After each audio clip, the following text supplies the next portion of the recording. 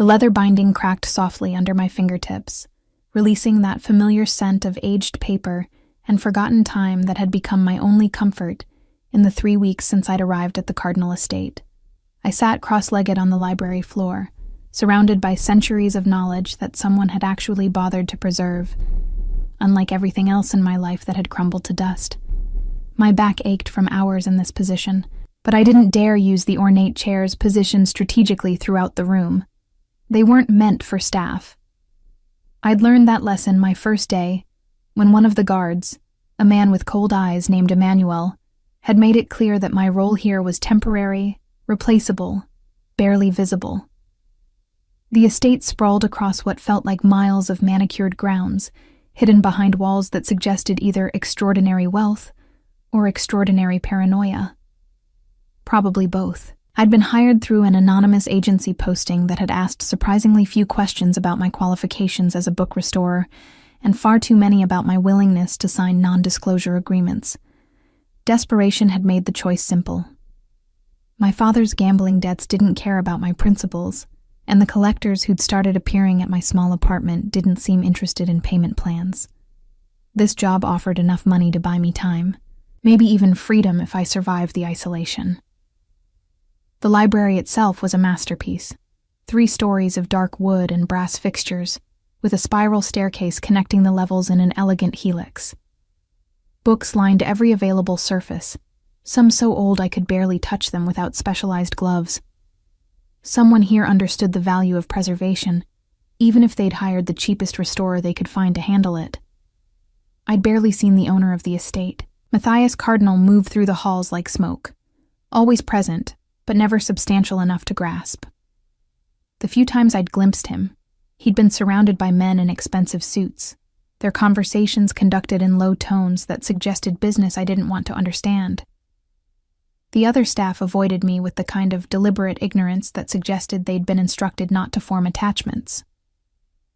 I ate alone in the small staff dining room, worked alone in the library, and returned to my quarters each night without exchanging more than a dozen words with another human being. It should have felt lonely.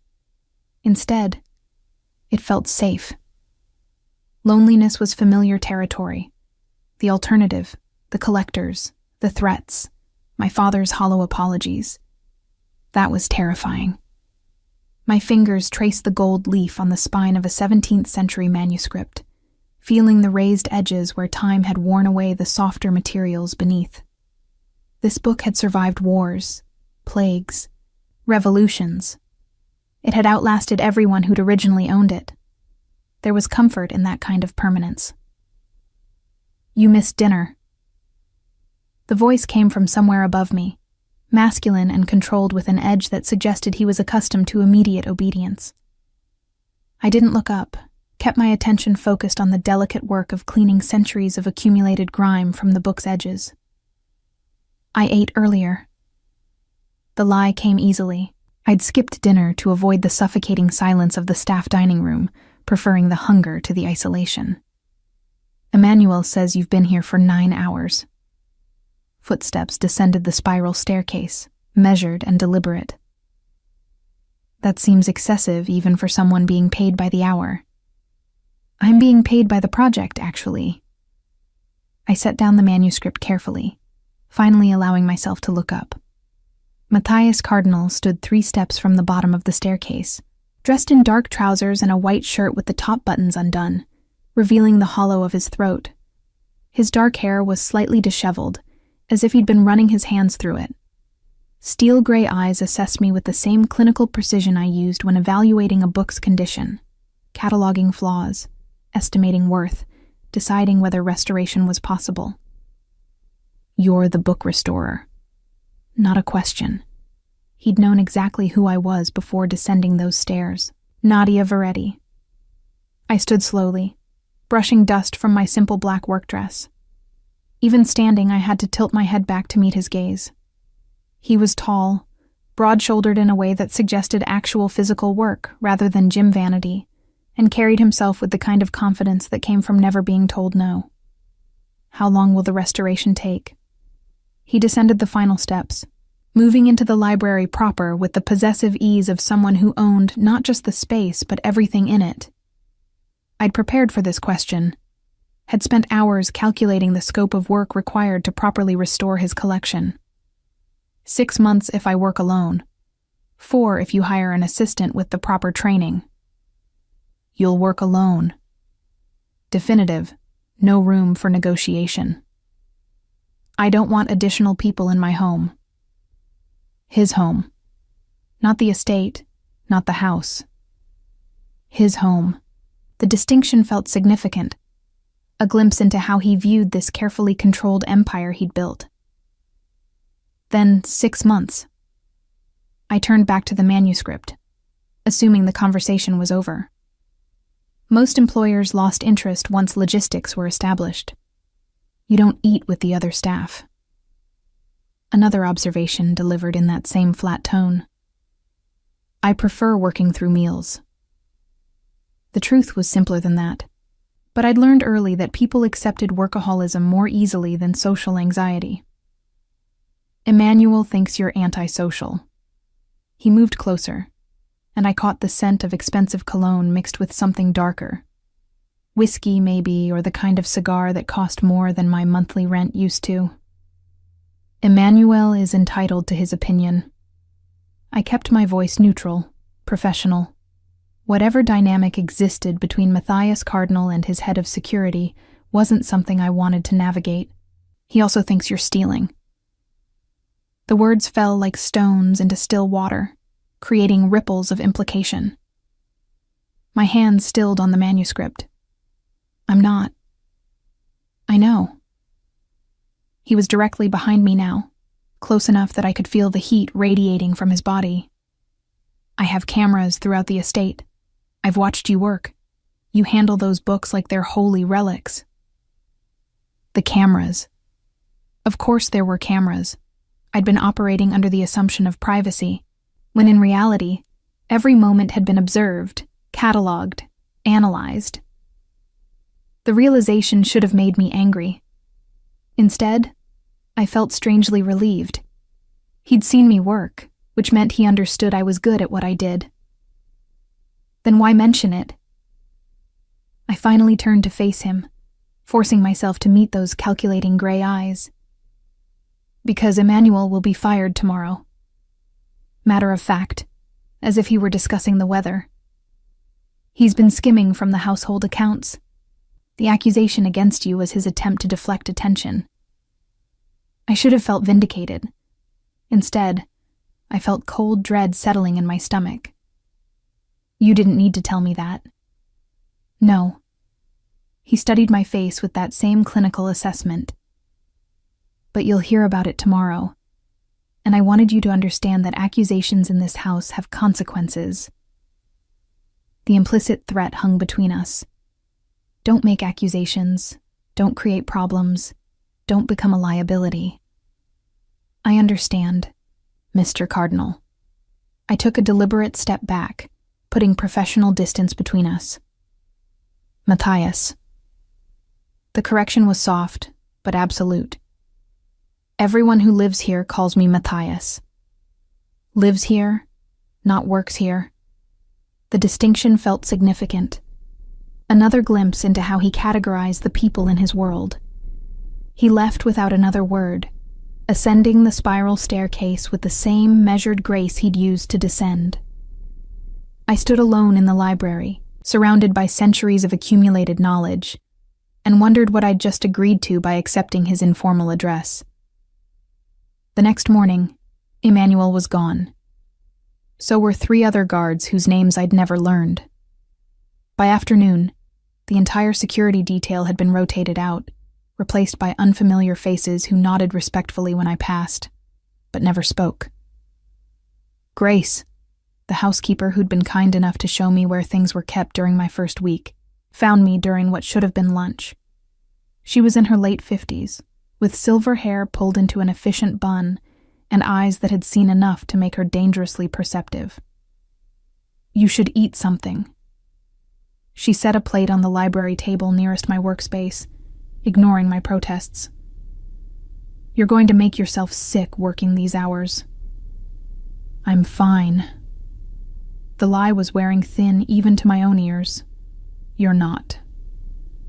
She settled into one of the ornate chairs I'd been avoiding, making it clear she wasn't leaving until I ate.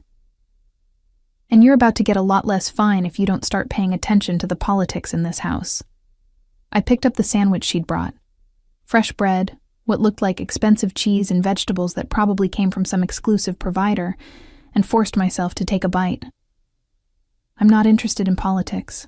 I'm here to restore books. Nobody is ever just here to do their job, sweetheart. Grace's tone was gentle but firm. Especially not in a house like this. What kind of house is this? I'd been deliberately avoiding that question for 3 weeks, focusing on the work and ignoring the broader context.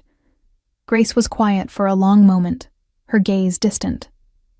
The kind where the owner decides who stays and who goes, and the decision is always final. Emmanuel wasn't just fired, Nadia. He was erased. His apartment in the staff wing was cleared out within an hour. His references will all mysteriously dry up. In 6 months, he'll be working security at a shopping mall if he's lucky. The sandwich suddenly tasted like cardboard. Why are you telling me this? Because Matthias talked to you yesterday. She leaned forward, her expression serious. He never talks to staff. Never. The fact that he sought you out means you're on his radar, and that's either the best or worst thing that could happen to you here. I'm just restoring his books. The protest sounded weak, even to me. Keep telling yourself that. Grace stood, collecting the plate even though I'd barely eaten half the sandwich. But when things start changing, and they will, remember that you're not just a book restorer anymore. You're someone Matthias Cardinal noticed. That's a category all its own. She left me alone with my manuscripts and my growing sense of unease. The library, which had felt like a sanctuary, suddenly seemed more like a stage where I was performing for an audience I couldn't see. The cameras. I found myself hyper-aware of them now, wondering which angles captured my workspace, whether audio was included, how much of my muttered conversations with centuries-dead authors had been overheard and analyzed. I tried to focus on the work. A collection this extensive required systematic organization before restoration could even begin. I'd developed a cataloging system during my first week, photographing each volume, noting condition issues, prioritizing based on deterioration severity. It was methodical, precise work that usually brought me peace. Usually. Now I found myself wondering why someone like Matthias Cardinal, because I'd looked him up, of course, late at night on my phone in the privacy of my small room, needed this library. His business empire was vast and deliberately opaque, with holdings that ranged from legitimate real estate development to import companies that probably did exactly what you'd expect import companies owned by people like him to do.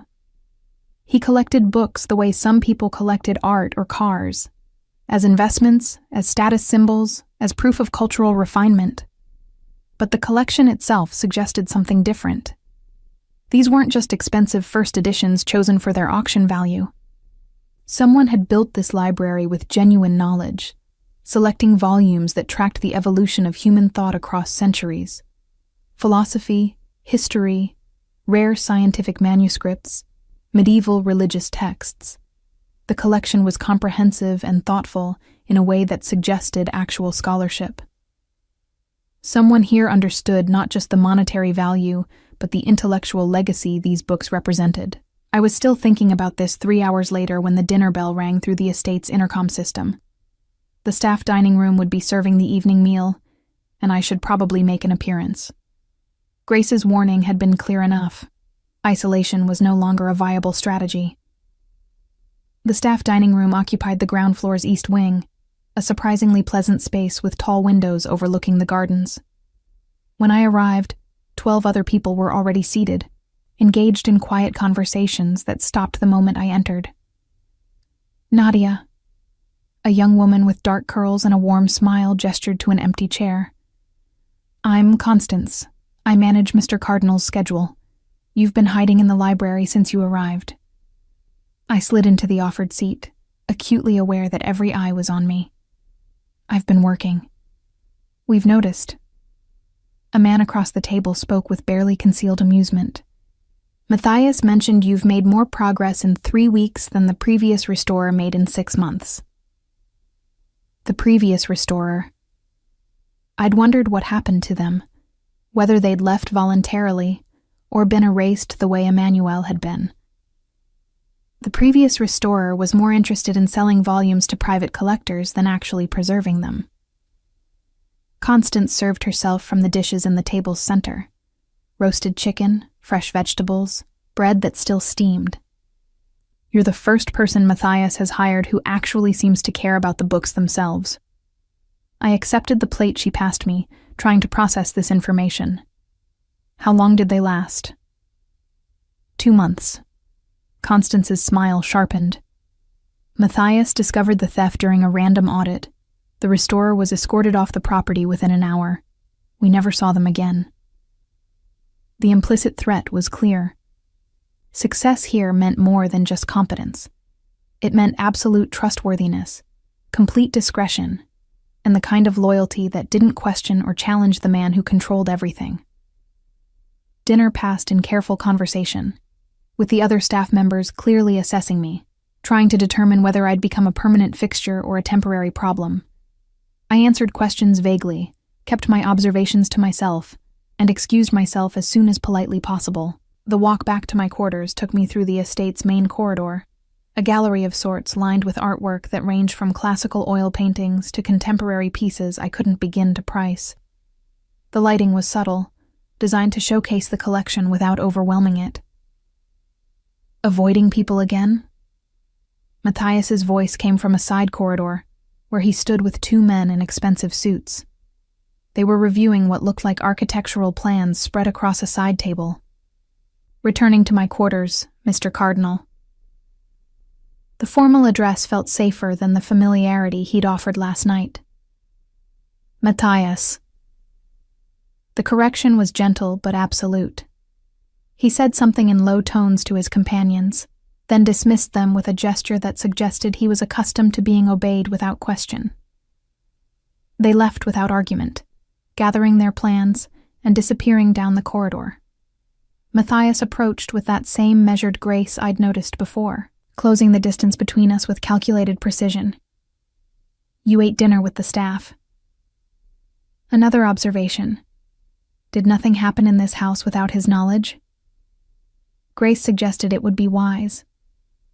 I kept my voice neutral, professional. Grace is usually right about these things. He stopped close enough that I could see the fine lines at the corners of his eyes, the slight shadow of stubble along his jaw. She also thinks I'm making you uncomfortable. You're not. The lie was automatic, self-protective. You're a terrible liar, Nadia. The use of my first name felt intimate, deliberate. Your hands are shaking. I looked down, surprised to find he was right. My fingers trembled slightly, betraying the anxiety I'd been trying to hide. It's been a long day. You work too hard. He reached out slowly, giving me time to pull away, and took my hand in his. His palm was warm, calloused in unexpected places, and the touch sent electricity racing up my arm. You're going to burn yourself out at this pace. The collection is extensive. I tried to focus on the work, on anything other than the warmth of his hand holding mine. 6 months is already ambitious. Then take longer. He released my hand, but the sensation lingered. I'd rather have the work done properly than quickly. Most employers would disagree. The observation slipped out before I could stop it. I'm not most employers. Something shifted in his expression, a glimpse of the man beneath the careful control. And you're not most employees. Grace told me about your father's debts. Cold dread replaced the warmth his touch had generated. That's private. Nothing is private here. Matter of fact, without apology. I screen everyone who enters my home. Your father owes money to some very dangerous people, Nadia. The kind of people who don't accept payment plans or negotiate settlements. I wanted to run, to escape this conversation and this man who saw through every defense I'd constructed. But my feet remained rooted to the expensive carpet, my body betraying my mind's desperate need for flight. "I'm handling it." The protest sounded weak, even to me. "You're hiding." He moved closer, and I felt the wall against my back, realized he'd effectively trapped me without ever touching me again. "You took this job because it offered isolation and enough money to buy time. But time runs out eventually, and the people your father owes don't forget debts. Why do you care?" The question emerged sharp with defensive anger. "I'm just someone restoring your books." "I don't know." The admission seemed to surprise him as much as it surprised me. "But I do, and that's going to complicate both of our lives considerably." He stepped back, releasing me from the invisible cage his proximity had created. "Your father's debt will be settled by morning. Consider it an advance on your salary." "I can't accept that." I pushed off the wall, trying to reclaim some dignity. "That's not professional." "Nothing about this is professional anymore." He turned to leave, then paused. Emmanuel wasn't just stealing Nadia. He was selling information about my household to competitors. The cameras caught him photographing documents in my office. His interest in you was strategic. He thought if he could recruit you, you'd have access to information worth selling. The revelation left me cold. I'd been targeted without even knowing it, marked as a potential vulnerability in whatever dangerous games these people played. "I would never," I started, but he cut me off. "I know. That's why you're still here." He met my eyes one final time. "Sleep well, Nadia. Tomorrow your life gets considerably less simple." He left me standing in that gallery corridor, surrounded by priceless art and the crushing weight of obligations I'd never agreed to accept.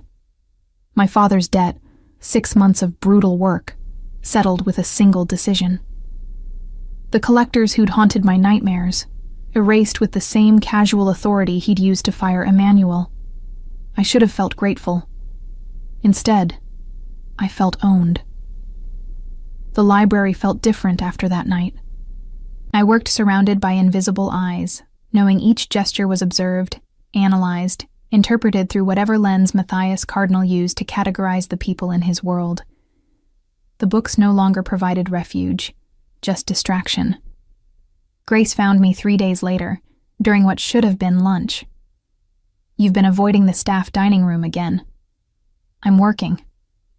I didn't look up from the manuscript I was cleaning, a 14th century psalter with illuminated margins that required microscopic attention. "You're hiding." She set down a tray, soup, bread, tea, on a table I couldn't ignore. "And you're making Matthias nervous." That got my attention. "I make him nervous?" "He's not accustomed to people rejecting his help." Grace settled into her usual chair, making it clear this wasn't a brief visit. "You haven't thanked him for settling your father's debt. You've barely spoken to him in 3 days. The man is spiraling." Spiraling. I repeated the word like it was foreign. Matthias Cardinal doesn't spiral. He controls everything. He controls business and security and his public image. Grace's smile was knowing.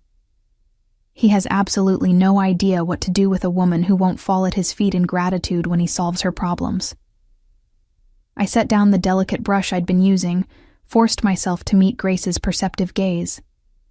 "He bought my father's debt. That's not solving a problem. It's creating a different kind of obligation." "Is that what you think?" She shook her head. "Sweetheart, Matthias Cardinal could have bought your debt and used it to control you.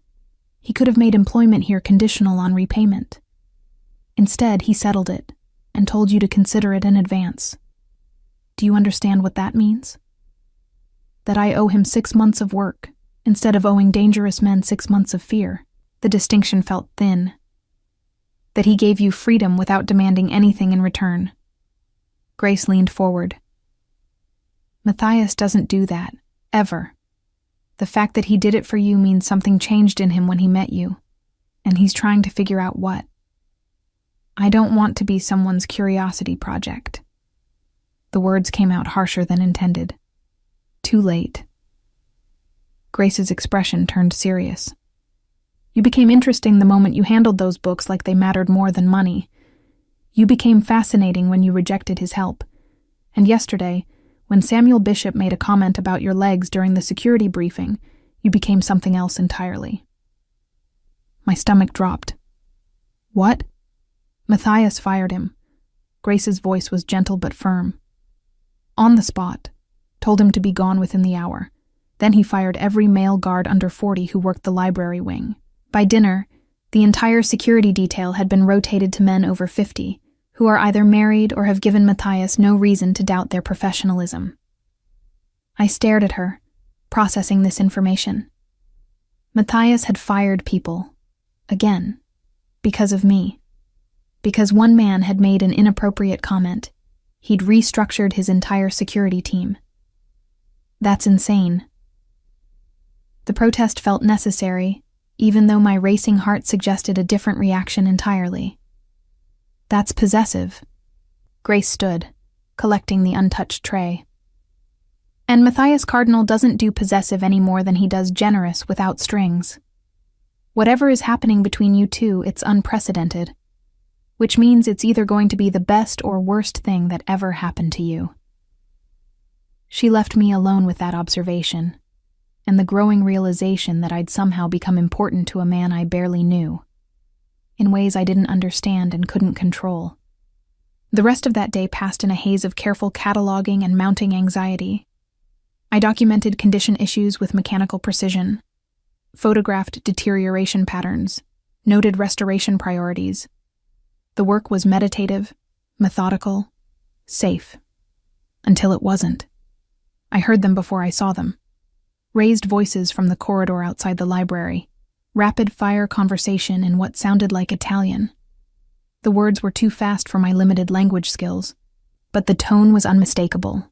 Argument, accusation, threat. The library door opened. Matthias entered with another man, younger, dressed in an expensive suit that screamed old money and new problems. They were mid-argument, gesturing with the kind of aggressive familiarity that suggested family rather than business. Ridiculous, and you know it. The younger man switched to English, probably for my benefit. "You've fired 30 men in 3 days. The entire security apparatus is in chaos. Whatever point you're trying to make. The point, Ezekiel, is that I can fire whoever I want, for whatever reason I want." Matthias's voice was cold, controlled. My house, my rules, my consequences. Ezekiel. The name clicked. Ezekiel Cardinal, Matthias's younger brother, who supposedly handled the family's legitimate business interests, while Matthias managed everything else. "Your paranoia is going to cost us contracts." Ezekiel's gaze found me then, assessing and dismissing in a single glance. "Is this about the book restorer? The men are saying you've lost your mind over some girl who barely looks at you." The temperature in the room dropped. Matthias moved with startling speed, putting himself between his brother and me with deliberate precision. "Careful, Ezekiel." "Or what? You'll fire me too?" The younger man laughed, but it sounded forced. "I'm family, Matthias. You can't erase me the way you erase problems." "I can make your life considerably more difficult." Still that cold, controlled tone. "You're handling the legitimate businesses because I allow it, not because you've earned the right. Don't forget who built this empire." The brothers stared at each other with the kind of tension that suggested years of complicated history.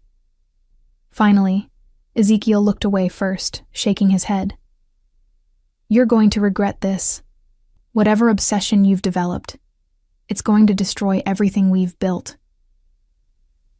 He left, slamming the library door hard enough to make the nearest bookshelf tremble. I found myself gripping the manuscript I'd been holding, my knuckles white with tension. "I apologize for that." Matthias turned to face me, and his expression had shifted from cold fury to something softer, almost uncertain. "Ezekiel doesn't understand boundaries. He's right, though. I set down the manuscript before I damaged it. You've fired 30 men because of me. That's not normal, Matthias. Normal. He moved closer, each step measured and deliberate. Nadia, nothing about any of this is normal. I've spent 15 years building a reputation for absolute control, for never letting personal feelings influence business decisions. And then you arrived with your careful hands, and your refusal to be impressed by money or power, or anything else I could offer. And suddenly I'm firing men for looking at you the wrong way. That's not healthy. The protest felt necessary even as my heart raced with something that definitely wasn't fear. Probably not. He stopped close enough that I could see the storm in his gray eyes. But neither is working 12-hour days to avoid eating meals with other people. Neither is accepting isolation as the price of safety. We're both a little broken, Nadia. The question is whether we're broken in compatible ways. I should have moved away, should have maintained professional distance, reminded him that I was hired to restore books, not to become entangled in whatever complicated dynamics governed his world. Instead, I heard myself say, "Your brother called this an obsession." He's not wrong. Matthias reached up slowly, giving me time to pull away, and touched my cheek with unexpected gentleness. I've watched you work for 3 weeks. Watched you treat centuries-old paper with more care than most people show living things. Watched you choose books over human connection, safety over comfort. And somewhere in that watching, I became obsessed with understanding why. Maybe there's nothing to understand. My voice emerged shakier than intended. Maybe I'm just someone who prefers dead authors to living people. Or maybe you've been hurt enough times that isolation feels safer than vulnerability. His thumb traced my cheekbone with devastating precision. I understand that instinct, Nadia. I've built an empire on it. But isolation is just another kind of cage, and eventually, you'll want out. And you're offering freedom? The skepticism was automatic, protective. I'm offering a different kind of cage. His hand dropped away, and I felt the loss like physical pain. One where you're protected, valued, given space to do the work you love without constantly looking over your shoulder. But yes, it's still a cage, just a more comfortable one. Why? The question burst out before I could stop it. Why do you care what happens to me? I don't know. The admission seemed to cost him. But I haven't stopped thinking about you since the moment you looked up from that manuscript and met my eyes like you weren't afraid. Everyone is afraid of me, Nadia, except you. And that's either the most dangerous or most attractive thing I've ever encountered. He left before I could respond, leaving me alone in that vast library with racing thoughts and the lingering sensation of his thumb against my cheek. I touched the spot where his hand had been, feeling the warmth he'd left behind. Grace was right. This was unprecedented, and I had absolutely no idea whether it was the best or worst thing that had ever happened to me. The days after Matthias's confession blurred into a strange new pattern. I worked in the library as always, but now I felt his presence even when he wasn't physically there. The cameras had become something different. Not surveillance, but connection. He was watching me work, and I found myself performing for that invisible audience in ways I didn't fully understand. Small changes appeared without announcement. The uncomfortable stool I'd been using vanished, replaced by an ergonomic chair designed for long hours. A small refrigerator materialized in the corner, stocked with foods I'd mentioned liking during staff dinners I barely remembered attending. The lighting in my workspace improved, subtle adjustments that reduced eye strain during detailed restoration work. Grace noticed, of course. She noticed everything. He's courting you. She appeared during my 4th consecutive missed lunch, carrying a tray I no longer bothered refusing. In the strangest, most Matthias cardinal way possible, he's courting you. He's being considerate to an employee. I accepted the food, forcing myself to eat while examining a water-damaged binding that needed delicate intervention. Nadia, Grace's tone turned serious. Matthias doesn't do considerate. He does efficient, effective, and occasionally generous when it serves a strategic purpose. This, she gestured at the chair, the refrigerator, the improved lighting. This is personal. I wanted to deny it, to maintain the fiction that I was just a temporary employee restoring books in exchange for cleared debts. But the evidence was mounting in ways I couldn't ignore. Matthias had restructured his household around my presence, and pretending not to notice felt increasingly absurd. What does he want from me? The question emerged quieter than intended. I don't think he knows yet. Grace settled into the second ergonomic chair that had appeared yesterday. That's what makes this interesting. Matthias Cardinal always knows what he wants and how to get it. You're the first time I've seen him uncertain. I don't want to be someone's uncertainty project. I set down the damaged binding before frustration made me careless. I want to do my work and figure out my life without becoming collateral damage in whatever this is. Too late. Grace's smile was sympathetic. The moment he paid your father's debt, you became part of his world. The only question now is what role you'll play in it. She left me with that observation, and the uncomfortable realization that she was right. I'd been operating under the illusion of choice when the reality was far more complicated. Matthias had bought my father's debt, fired 30 men because of me, and restructured his household to accommodate my preferences. These weren't the actions of a man offering options. They were the actions of someone claiming territory. That night, I couldn't sleep. The small staff quarters that had felt safe now seemed claustrophobic, the walls closing in with each passing hour.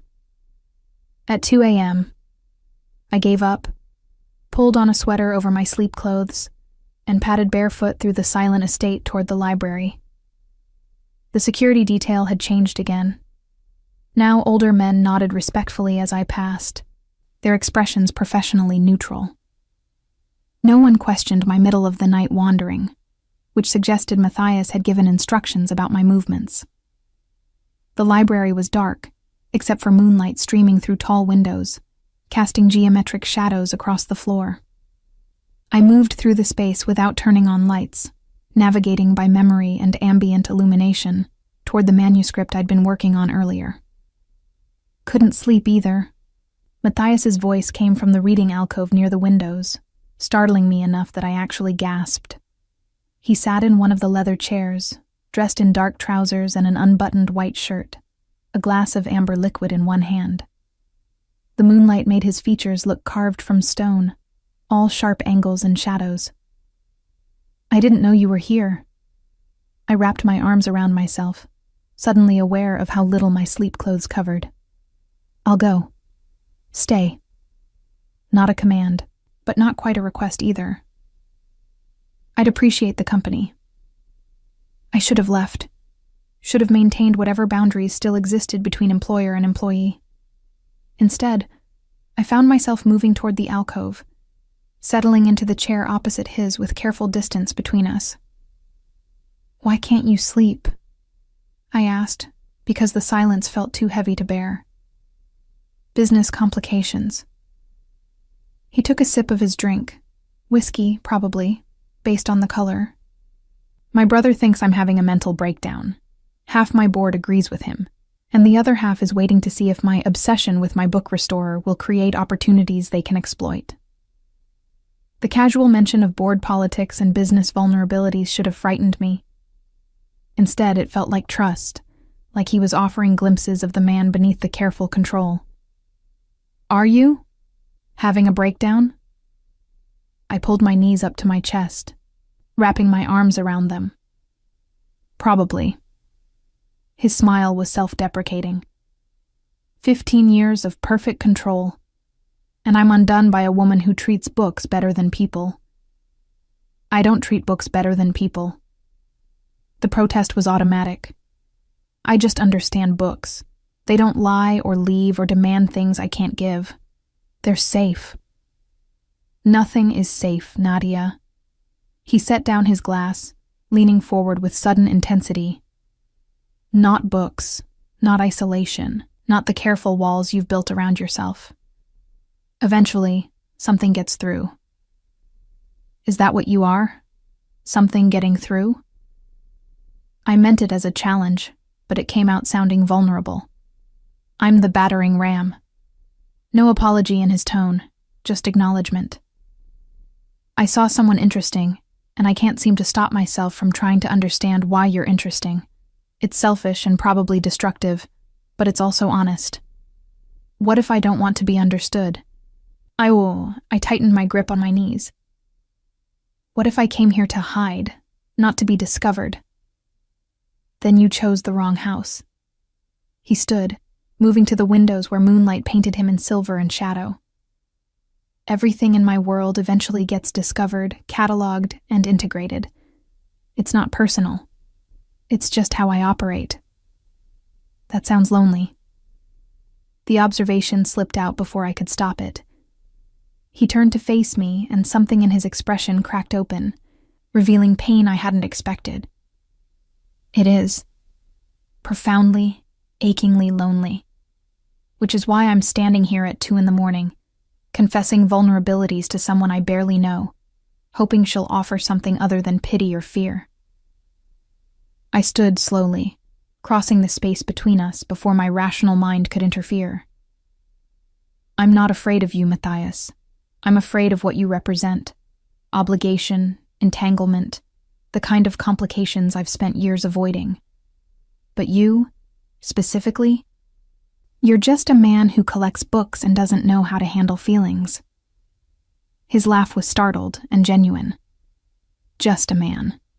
No one has called me that in years. Maybe they should. I stopped close enough to see the fine lines around his eyes, the exhaustion he hid during daylight hours. Maybe you've spent so long being Matthias Cardinal, empire builder and feared businessman, that you've forgotten how to just be human. And you're going to teach me? He reached up, tucking a strand of hair behind my ear with devastating gentleness. I'm going to survive you. I held his gaze steadily. However this ends, and it will end, eventually, I'm going to survive it with my dignity intact. I'd expect nothing less. His hand lingered against my cheek. You're the strongest person I've met in years, Nadia. You just hide it behind books and careful isolation. Survival strategy. My voice wavered slightly. If people don't see you, they can't hurt you. But they also can't know you. His thumb traced my cheekbone. And being unknown is its own kind of death. We stood there in moonlight and unspoken possibility until I finally stepped back, breaking the moment before it could become something I wasn't ready for. I should sleep. I moved toward the door, needing distance.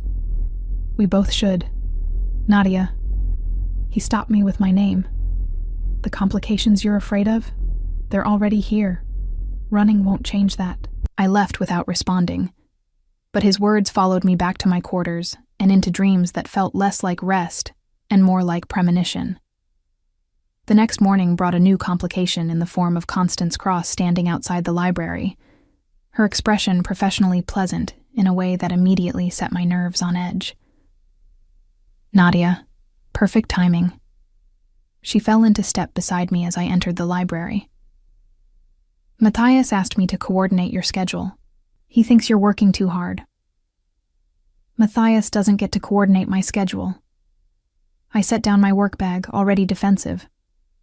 I manage my own time. Of course. Her smile never wavered. But he's concerned about burnout. 6 months is ambitious for a collection this size, and he'd rather extend the timeline than risk your health. The reasonable words carried an undercurrent I couldn't quite identify. Constance had been polite but distant during staff dinners, never going out of her way to engage beyond basic courtesy. This sudden attention felt strategic. Did Matthias specifically ask you to coordinate my schedule, or is this your interpretation of a general concern? I met her eyes directly, refusing to be intimidated. Something flickered in her expression. Respect, maybe, or reassessment. Direct instruction. He wants you taking regular breaks, eating proper meals, maintaining reasonable work hours. And he sent his schedule manager instead of telling me himself because I pulled out the manuscript I'd been working on, running through my mental checklist of necessary supplies. Because he didn't want you to feel pressured. Constance's professional mask slipped slightly. Look, I've worked for Matthias for 5 years. I've seen him date, conduct affairs, even maintain a few long-term arrangements. But I've never seen him restructure his household around someone. Whatever is happening between you two, it's unprecedented. Nothing is happening. The denial was automatic, even as my racing pulse suggested otherwise. Then why did he fire Samuel Bishop for a comment about your appearance? Why did he rotate out 30 guards? Why is he drinking alone in the library at 2 a.m. instead of sleeping? She crossed her arms. Matthias Cardinal doesn't lose control. But he's losing it over you, and that makes you dangerous to everyone in this house. The accusation hung between us, sharp and clear. I was a threat, simply by existing, a disruption to carefully maintained order. I didn't ask for any of this. I kept my voice level despite rising anger. I came here to restore books, that's all. But you stayed after he paid your father's debt. Constance's expression hardened. You could have left, found another position, maintained independence. Instead, you accepted his advance and continued working in his home. What does that make you if not complicit? She was right, and the realization stung. I'd accepted Matthias's interference, allowed him to settle debts and restructure security, and reorganize my workspace. I'd participated in this growing entanglement, even while claiming to want independence. What do you want, Constance? I set down the manuscript, giving her my full attention. If you're here to warn me away from Matthias, save your breath. I'm not pursuing him. I want you to understand what you're dealing with. Her voice dropped lower, more urgent. Matthias Cardinal doesn't do half measures. If he's decided you're important, he'll reorganize his entire world to keep you. But the moment you become a liability, the moment you threaten his control or his business or his carefully constructed empire, he'll erase you as efficiently as he erased Emmanuel. That's who he is. Why are you telling me this? I searched her face for the real motivation behind this warning. Because I like you. The admission seemed to surprise her as much as it surprised me. You're genuine in a house full of people performing roles. You care about those books like they matter, and you haven't tried to leverage Matthias's interest into personal gain. That's rare enough to be worth protecting. By warning me away? I shook my head. Constance, I appreciate the concern, but I can handle myself. Can you? She moved toward the door, pausing at the threshold. Because from where I stand, you're a book restorer who accidentally stumbled into a power dynamic you don't understand, with a man who's accustomed to owning everything he touches. Handle that, if you can.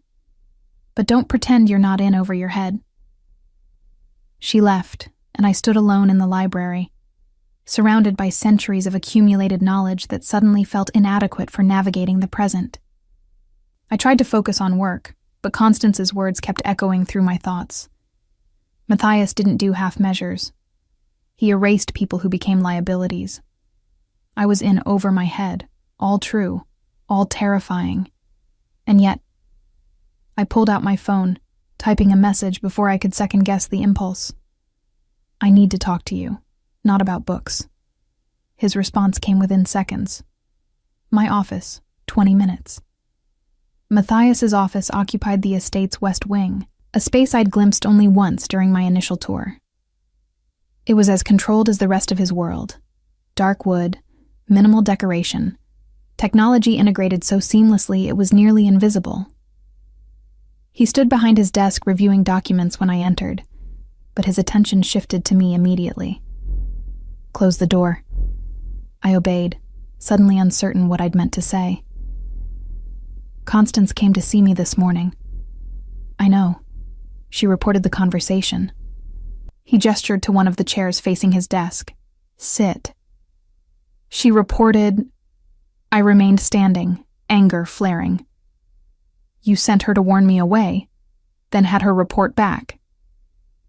I sent her to coordinate your schedule. The warning was her own initiative. He moved around the desk, closing the distance between us. Though not unwelcome, you should understand what you're getting into. What am I getting into? I held my ground even as he moved closer. You've paid my debts, fired half your staff, and apparently drink alone in libraries at ungodly hours. But you've never actually told me what you want from me. I don't know. The admission came more easily this time. I want you safe. I want you here.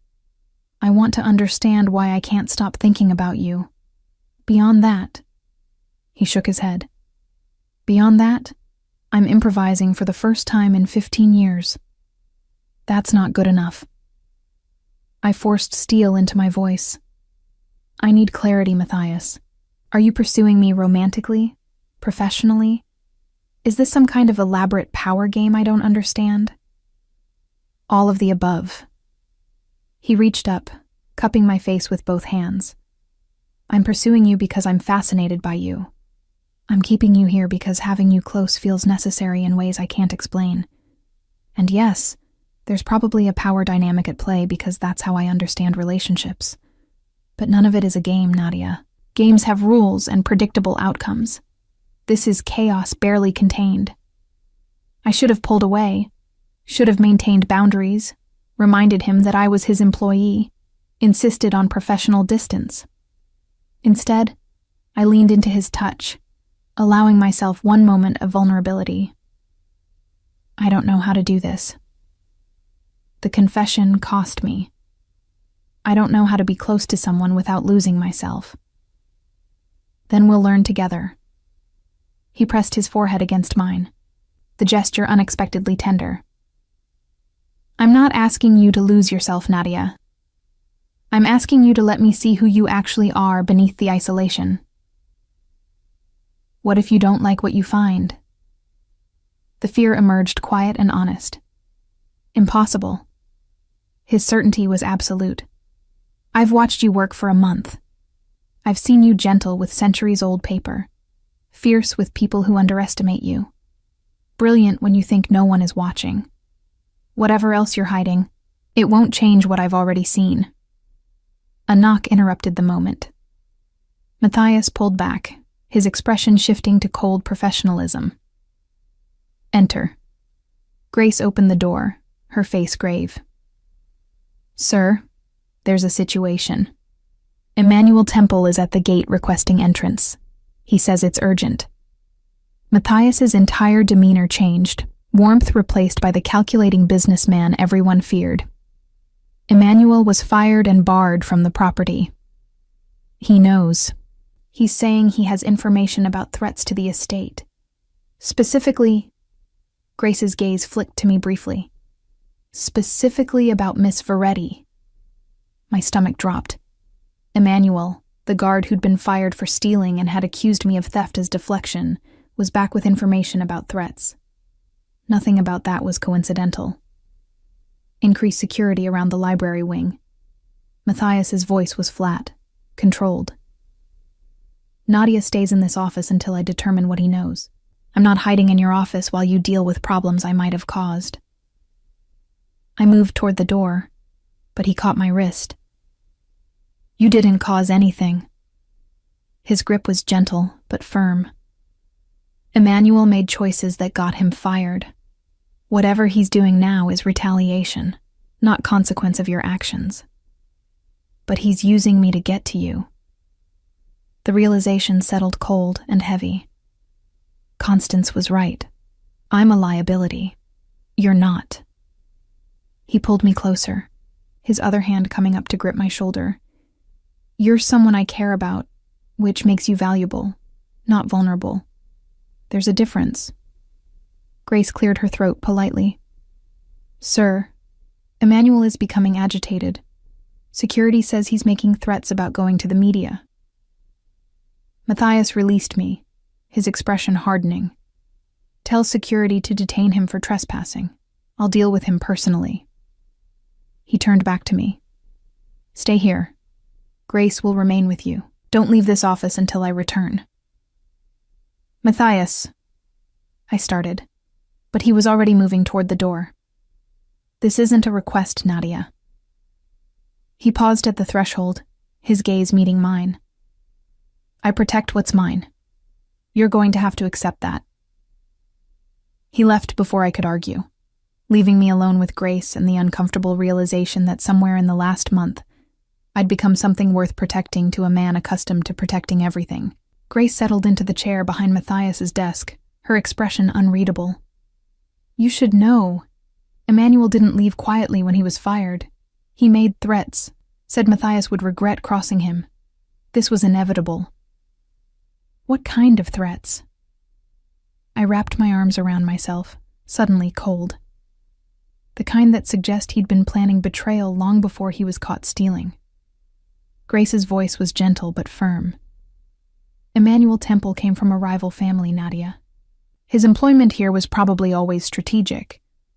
Matthias discovered that when reviewing security footage, Emmanuel wasn't just photographing documents. He was mapping the estate, cataloging vulnerabilities, building intelligence. The implications crashed through me. I'd been a target not just for recruitment, but as potential leverage, a vulnerability Emmanuel could exploit. If Matthias hadn't caught him when he did, I need to leave. The decision crystallized with sudden clarity. This is too dangerous. I came here to restore books, not to become caught in whatever wars you people are fighting.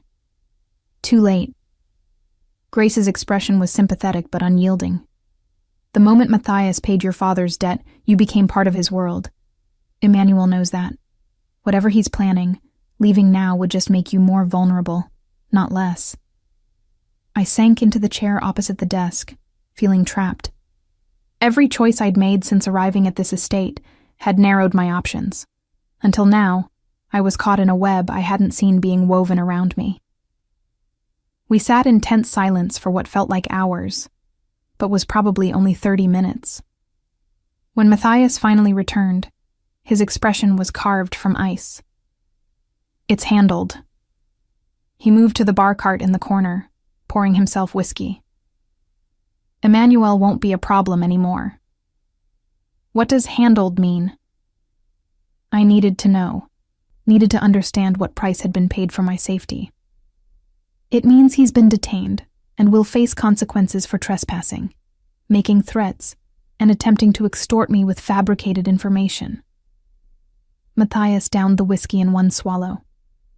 It also means his family will be warned that further interference will result in business complications they can't afford. You threatened his family. The realization made me queasy. I protected mine. He set down the glass with controlled precision. That's what I do, Nadia. I identify threats and neutralize them before they can cause damage. Emmanuel chose to make himself a threat. He faces the consequences. And the information he claimed to have about me. I stood, needing to move. Was that real or fabricated? Fabricated. Matthias moved toward me with predatory grace. He was trying to suggest you were working with competitors, selling information about my collection. It was weak and easily disproven, but he was desperate enough to try. Relief washed through me, followed immediately by anger. So I've been dragged into your world, made a target, and now I'm dependent on your protection from threats I never asked to face. Does that summarize our situation? Yes. No apology, just acknowledgement. And I'm not sorry for it. You should be. I held his gaze despite the intensity there. You should be sorry for paying debts I didn't ask you to settle, for firing people because of your jealousy, for reorganizing my life to fit your preferences. You should be sorry for all of it. But I'm not. He stopped close enough that I had to tilt my head back to maintain eye contact. Because if I hadn't done those things, you'd still be vulnerable to your father's collectors, still isolated in your work, still pretending that safety and loneliness are the same thing. I disrupted that, and I won't apologize for it. Even if I didn't want to be disrupted, the question emerged quiet, but fierce. Especially then. His hand came up to cut my cheek. You're too brilliant, too strong, too valuable to waste your life hiding from human connection. Someone needed to drag you into the light. I'm just arrogant enough to think I should be that someone. I should have been angry, should have rejected his presumption, his control, his absolute certainty that he knew what I needed better than I did.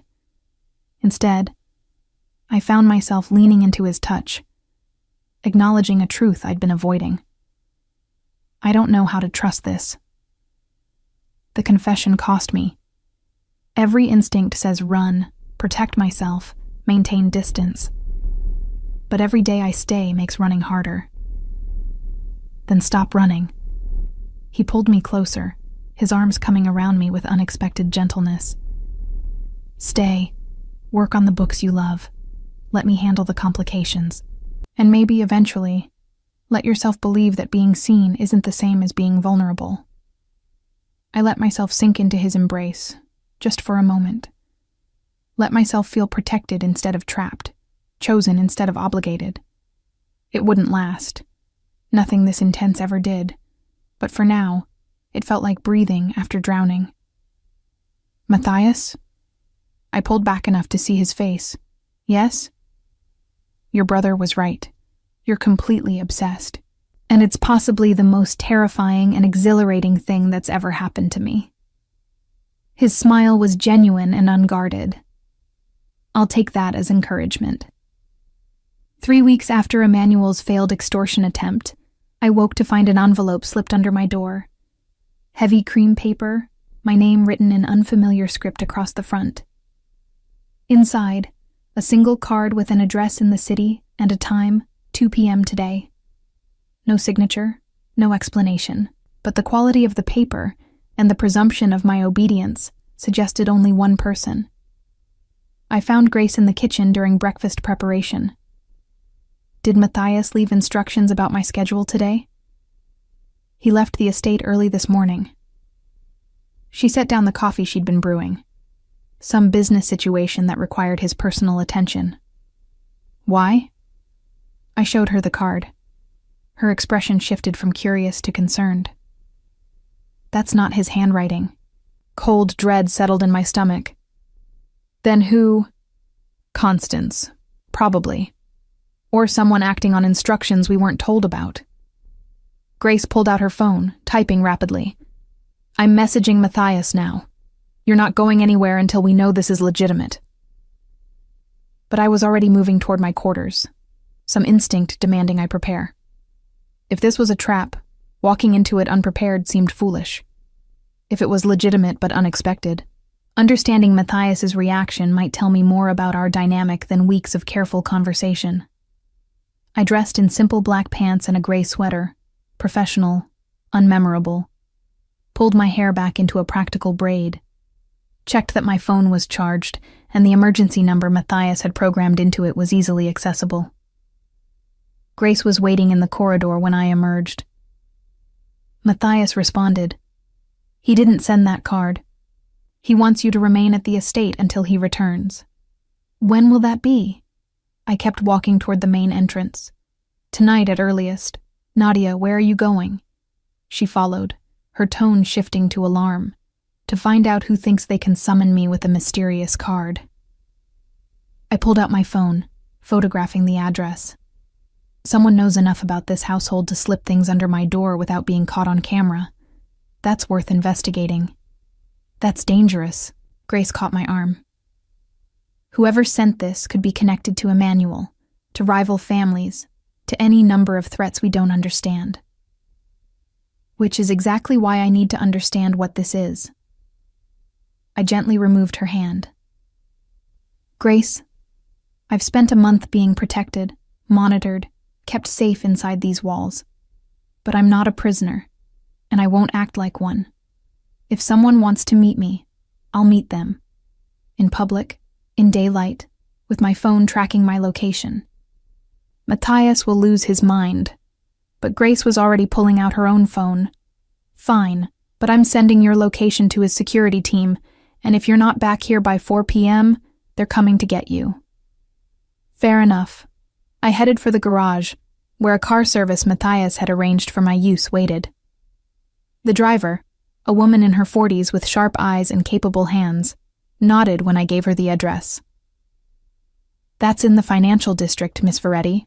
About 40 minutes with traffic. Then we should leave now. I settled into the back seat, watching the estate disappear behind high walls and careful landscaping. Part of me wondered if I'd be allowed to return, if this was the choice that would finally make me a liability Matthias couldn't afford. The rest of me was too curious to care. The address led to an upscale coffee shop on the ground floor of a steel and glass tower. Floor-to-ceiling windows looked out onto a busy street, and every table was visible from outside. Whoever had chosen this location wanted witnesses, wanted public safety. I entered at 1:58 p.m., scanning the interior. The woman sitting at the corner table was elegant, probably in her late 50s, with silver hair pulled into a sophisticated knot and clothing that whispered old money rather than shouting it. She saw me, gestured to the empty chair across from her. I approached cautiously, keeping my phone visible on the table, making sure the driver could see me through the window. Nadia Veretti. Not a question. She had my coffee waiting, an oat milk latte, which was precisely what I'd have ordered. That level of knowledge was either impressive or terrifying. Thank you for coming. I didn't have much choice. I settled into the offered chair, not touching the coffee. You slipped a card under my door at a highly secure estate, during hours when I should have been sleeping. That takes resources and information most people don't have. It does. Her smile was cool and assessing. I'm Ezekiel Cardinal's wife, Lisette. Matthias has never mentioned me, I assume. The revelation landed like a punch. Ezekiel, Matthias's brother who'd warned about Obsession destroying everything they'd built. He hasn't. That's unsurprising. Matthias prefers to control information flow.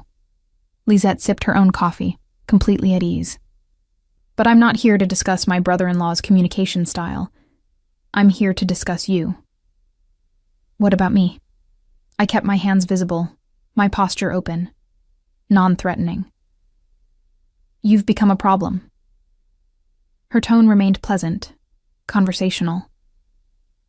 Not intentionally, I'm sure. But Matthias's obsession with you is causing instability in the family business. 30 fired guards, restructured security protocols, missed meetings, distracted decision-making. These aren't minor inconveniences. They're existential threats to an organization that requires absolute focus. I didn't ask for his attention. The defense felt weak even as I spoke it. No, but you accepted his interference. Lisette set down her cup. He paid your father's debts. You stayed. He reorganized your workspace. You continued working. He fires men who look at you incorrectly. You allow it.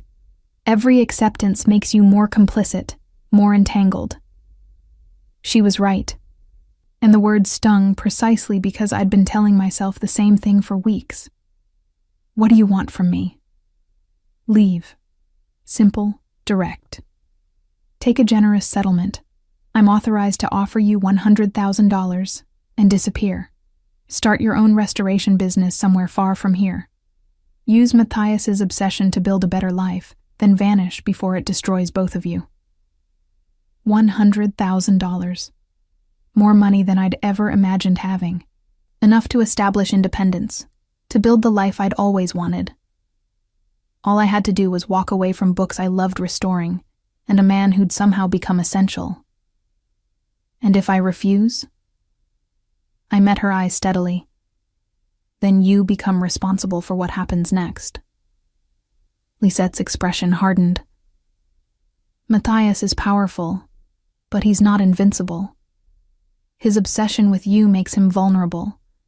And there are people, both inside and outside the family, who will exploit that vulnerability. When they do, when the violence comes, you'll have to live with knowing you could have prevented it. By running away, the accusation emerged sharp. By making a strategic choice, she pulled out a business card, sliding it across the table. This account is accessible with a code I'll provide if you agree. The money will be transferred within 24 hours.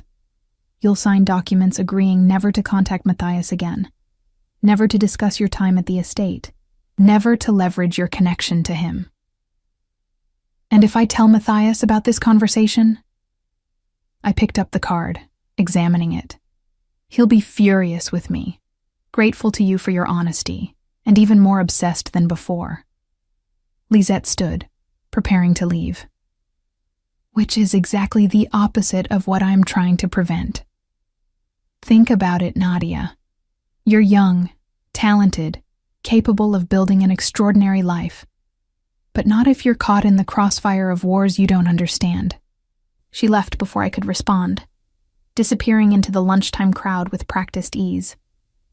I sat alone at that table, staring at the business card, my untouched latte, the life I could have for the price of walking away. My phone buzzed. Matthias. Grace told me about the card. Where are you? I typed back. Coffee shop. Meeting with Lisette Cardinal. We need to talk. His response was immediate. Stay there. I'm 20 minutes away. He arrived in 15, moving through the coffee shop with the kind of controlled urgency that made other patrons instinctively move aside. His gaze found mine, and something in his expression cracked when he saw I was unharmed. Lisette. He slid into the chair she'd vacated, his hands clenching into fists on the table. What did she offer you? $100,000 to disappear from your life. I pushed the business card across the table. She says your obsession with me is making you vulnerable, that I'm responsible for violence that's coming. She's not wrong. His admission was quiet and devastated. About the obsession, anyway. The violence was always coming, Nadia. It's the nature of my world. But she's right that you've become a target because of your connection to me. And the money? I needed to know if he'd fight to keep me or accept that walking away was smarter. Take it. The words seemed to cost him. If you want independence, real freedom to build your own life, take the money and go. I'll honor the non-contact agreement. You'll be safe from me and everything I represent.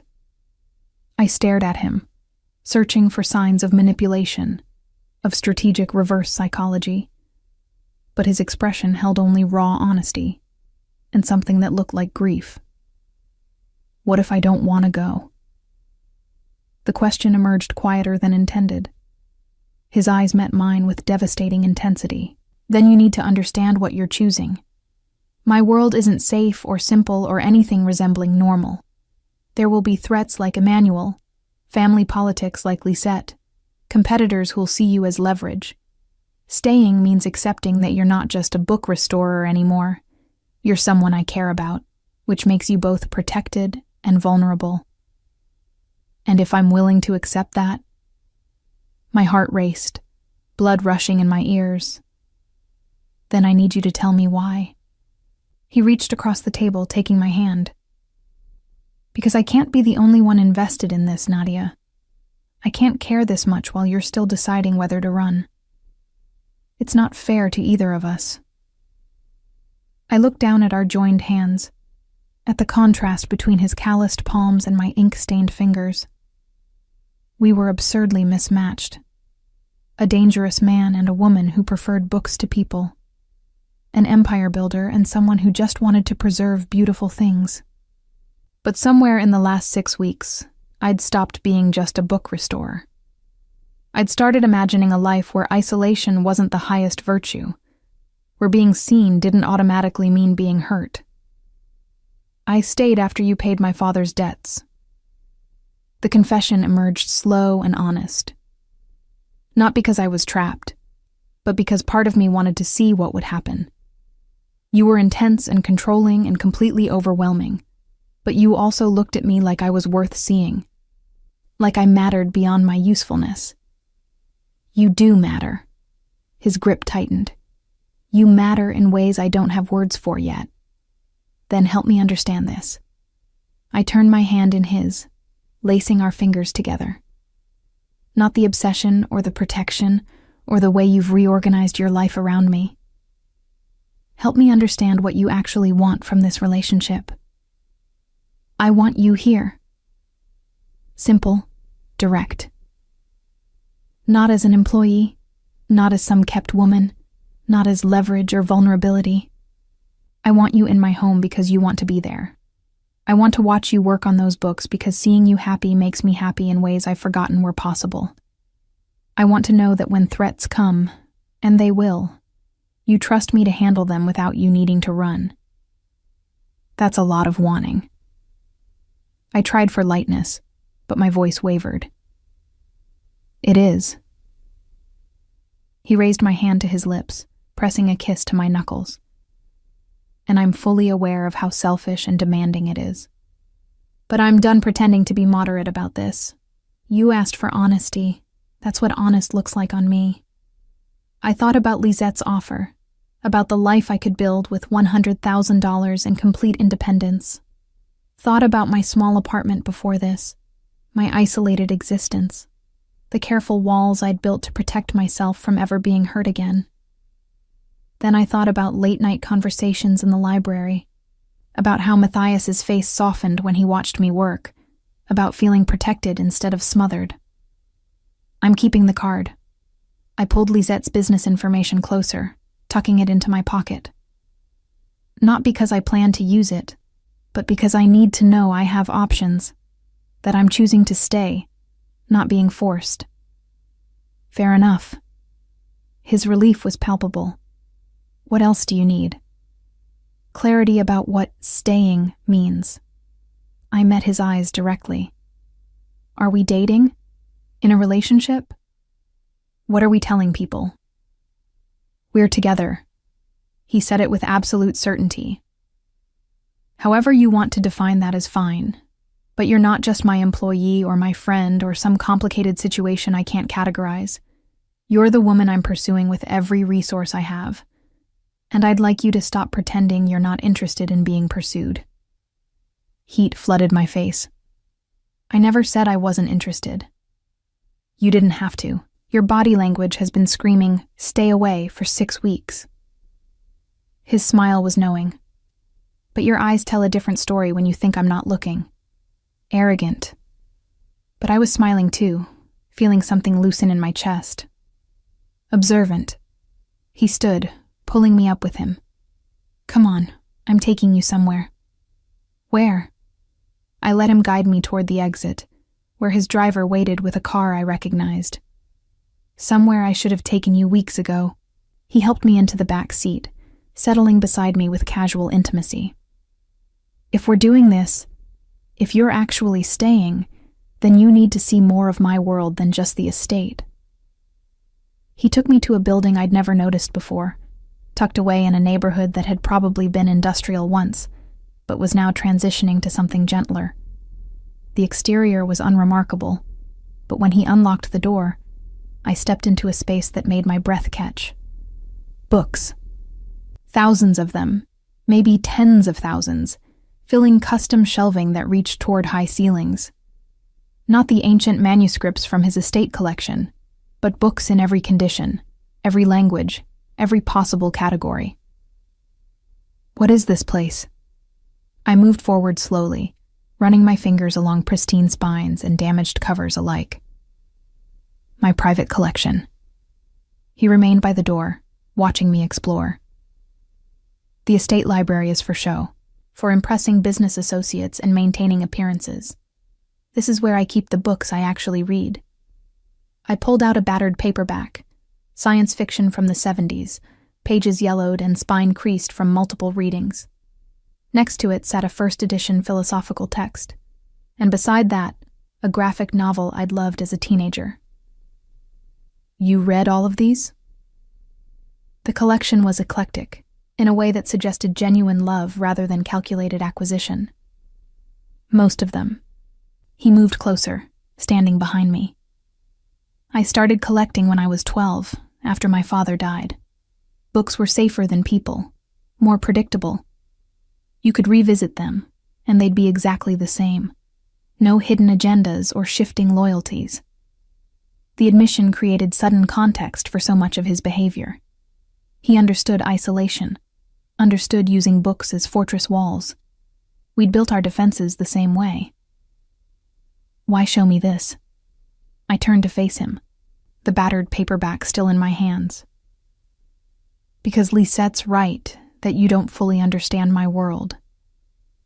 His expression was open, vulnerable in a way I'd never seen. But neither does she. She sees the violence and the business and the control. But she doesn't see this.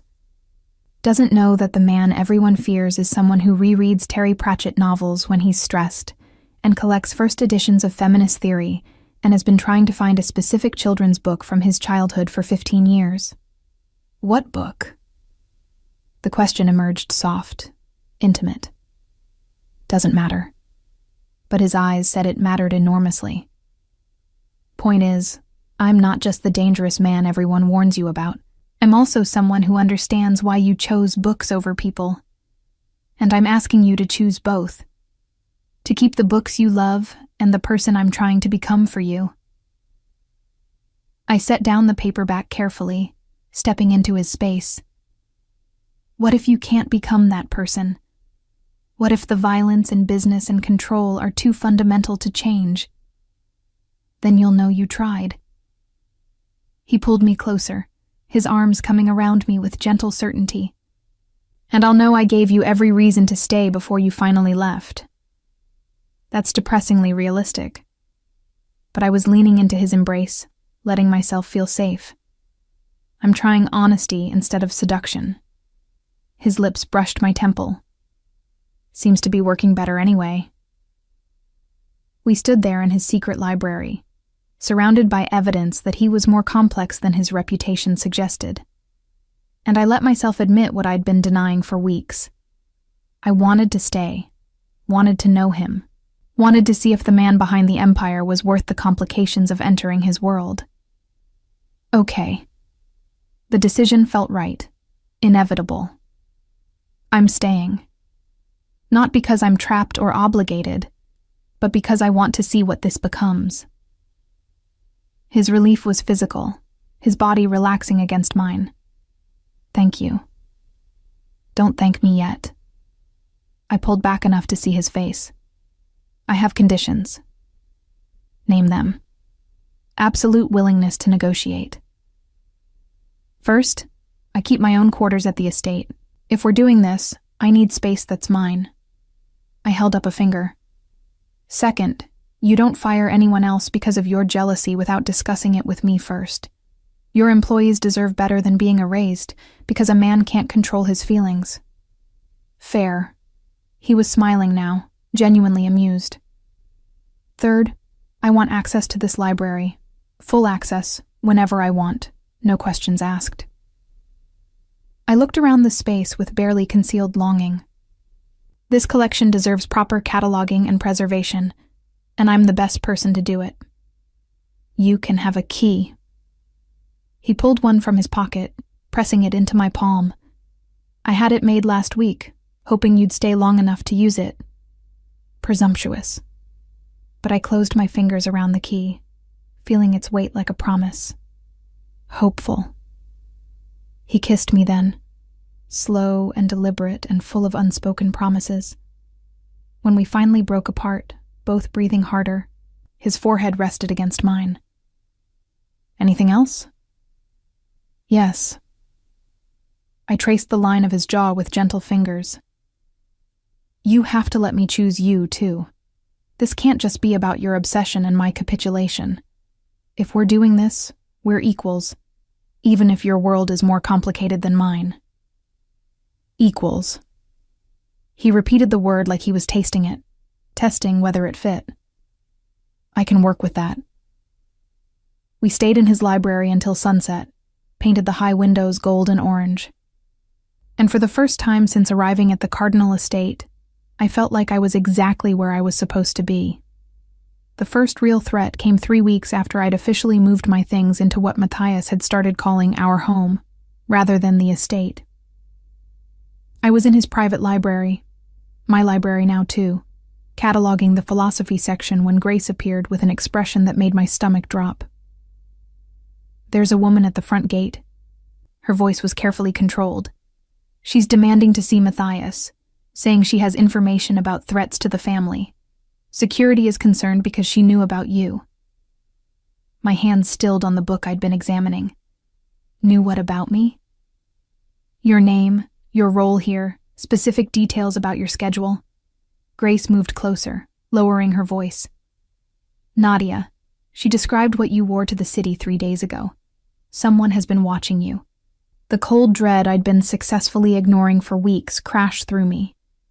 This was what Lisette had warned about. The moment when Matthias's obsession made me vulnerable to people who wanted to exploit it. "Where is Matthias?" I set down the book with careful precision, buying time to think. "In a meeting with his board. They're discussing expansion into new territories, and he can't be interrupted unless it's an actual emergency." Grace pulled out her phone. "But I can message him, tell him to come home." "No." The decision felt right, even as fear clawed at my chest. "Let's find out what this woman actually wants before we disrupt his meeting. Maybe it's nothing.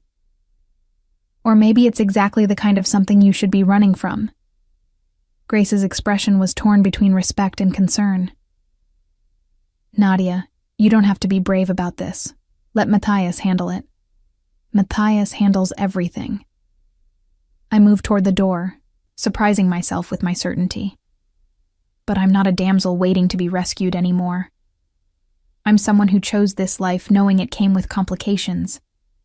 Time to actually deal with them.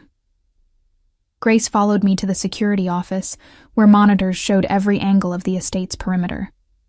The woman at the gate was young, maybe my age, dressed in expensive clothes that suggested access to real money. Her dark hair was pulled back in a sleek ponytail, and even through the grainy video feed, her beauty was undeniable. "Who is she?" I studied her body language, confident, not desperate.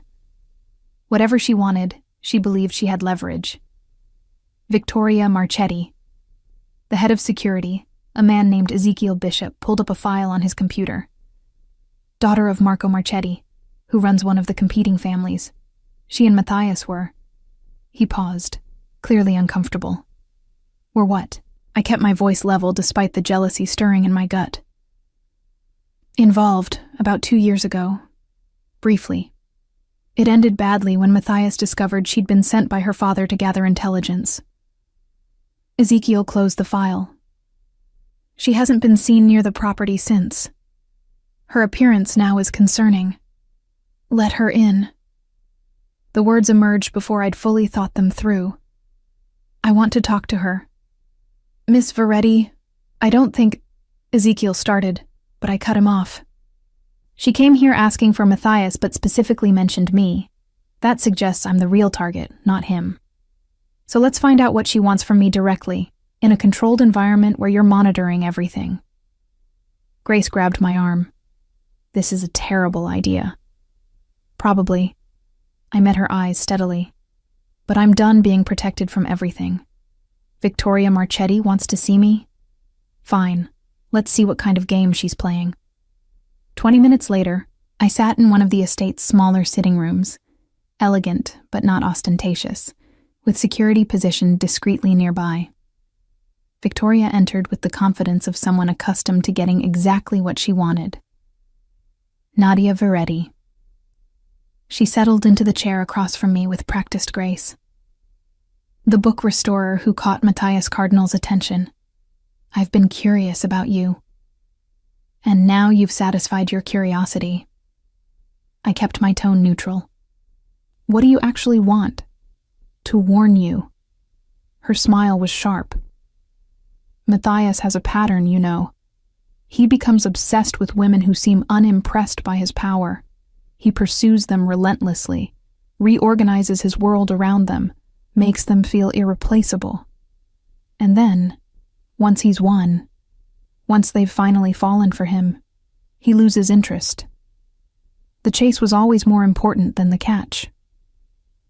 The words landed like carefully aimed arrows, each one designed to hit vulnerabilities I'd been trying to ignore. Is that what happened to you? Spectacularly. She crossed her legs, completely at ease. I fell completely, embarrassingly in love with him. Thought we were building something real. Then he discovered I'd been sent to gather intelligence, which I had been, initially, but had stopped the moment my feelings changed. And he cut me off without a conversation. Just had me escorted from the property and told never to return. Maybe he cut you off because you betrayed his trust. I held her gaze. Not because he lost interest. Maybe. Her expression shifted, became more calculating. Or maybe the betrayal was the excuse he needed to end something that was becoming too real. Have you noticed that about him? How he controls everything except his own feelings? How he'll reorganize the world to keep you close, but won't actually admit to needing you? Every word hit closer to concerns I'd been burying. Matthias was intense and possessive, but he'd never actually said he loved me. Never used language that suggested permanence beyond his immediate obsession. Why are you really here, Victoria? I leaned forward. Because I don't think you drove across the city to warn me out of altruistic concern.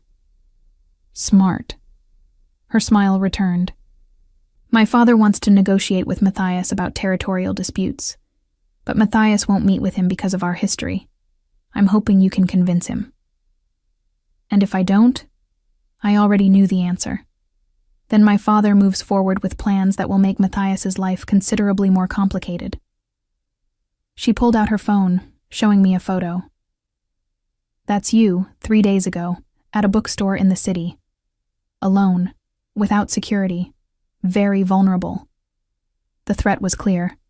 She'd been watching me, documenting my movements, preparing to use me as leverage. Exactly what Lisette had warned about. You're threatening me to force a meeting. I kept my voice steady despite the fear racing through me. That's bold. That's business. Victoria put away her phone. Talk to Matthias. Convince him to meet with my father. Or continue being followed every time you leave this property without protection. Your choice. She stood, preparing to leave. I should have let her go. Should have told Matthias immediately and let him handle the situation. Instead, I heard myself say, what if there was a third option? She paused, curiosity clear in her expression. I'm listening. What if I arrange a meeting between your father and Matthias in exchange for you backing off the surveillance and threats? I stood, moving closer. You get what you want without further antagonizing a man who's proven he holds grudges. I get to walk around the city without being followed. Everyone wins. Why would you do that? Her assessment of me shifted. You could just tell Matthias about this conversation. He'd escalate security, probably make my life miserable. Why offer to help instead? Because I'm tired of being protected from everything. The truth emerged clear and certain. If I'm going to be in Matthias's world, I need to actually be in it. Making decisions, solving problems, being useful beyond just restoring books. This seems like a good place to start. Victoria studied me for a long moment. You're either very brave or very stupid. Probably both. I pulled out my phone. Give me your number. I'll call you when the meeting is arranged. She did, and after she left, I stood alone in that sitting room feeling equal parts terrified and exhilarated. I'd just negotiated with a rival family, made promises I wasn't sure I could keep, and completely bypassed Matthias's protection. He was going to lose his mind. He returned from his meeting 4 hours later, just as the sun was setting. I waited in his office, having decided that facing his reaction in his space might soften the blow. Grace told me about Victoria. He entered already tense, his gaze finding me immediately. "Are you all right? Did she threaten you?" "Yes and yes." I stood from behind his desk, where I'd been reviewing his calendar. "She's been following me when I leave the estate, documenting my movements, preparing to use me as leverage for a meeting between you and her father." His expression went from concerned to furious in seconds. "I'll have her detained for stalking and threats. Marco Marchetti will learn what happens when—" I arranged a meeting. The words stopped his building tirade. "Between you and Marco. Tuesday at noon, neutral location. In exchange, Victoria stops the surveillance and backs off the threats." The silence that followed was absolute. Matthias stared at me like I'd suddenly started speaking a language he didn't understand. "You did what?" "I negotiated a solution instead of letting you escalate into violence." I moved around the desk, closing the distance between us. "Victoria wanted a meeting. You wouldn't give her one because of your history. She was using me to force your hand. So I offered a third option that gets everyone what they want. By putting yourself in the middle of a territorial dispute you don't understand." His voice was dangerously quiet. "Nadia, these aren't business negotiations. These are families who've been killing each other for generations. You can't just broker peace because it seems logical." But I did. I held my ground. "And you're going to honor the meeting I arranged because walking it back now would make me look weak, which makes you look weak by extension." He moved so fast I didn't have time to react, backing me against the desk with controlled intensity. Don't use strategic logic to justify putting yourself at risk. You're not a negotiator, you're not trained for this, and you have no idea what kind of target you just painted on yourself." "I'm a target anyway." The frustration I'd been suppressing for weeks finally erupted. "Victoria knew where I was 3 days ago, Matthias. She had photos, timing, everything. Your protection isn't working if rivals can track my movements that easily. So I chose to be proactive instead of reactive. I chose to actually participate in your world, instead of being some fragile thing you keep locked away." "You're not." He stopped himself, running a hand through his hair. "You're not fragile. I've never thought that. But you're untrained, Nadia. You don't know how to read these situations, how to identify real threats versus strategic misdirection. Then teach me." I reached up, cupping his face with both hands. "If I'm staying, if we're doing this, then train me.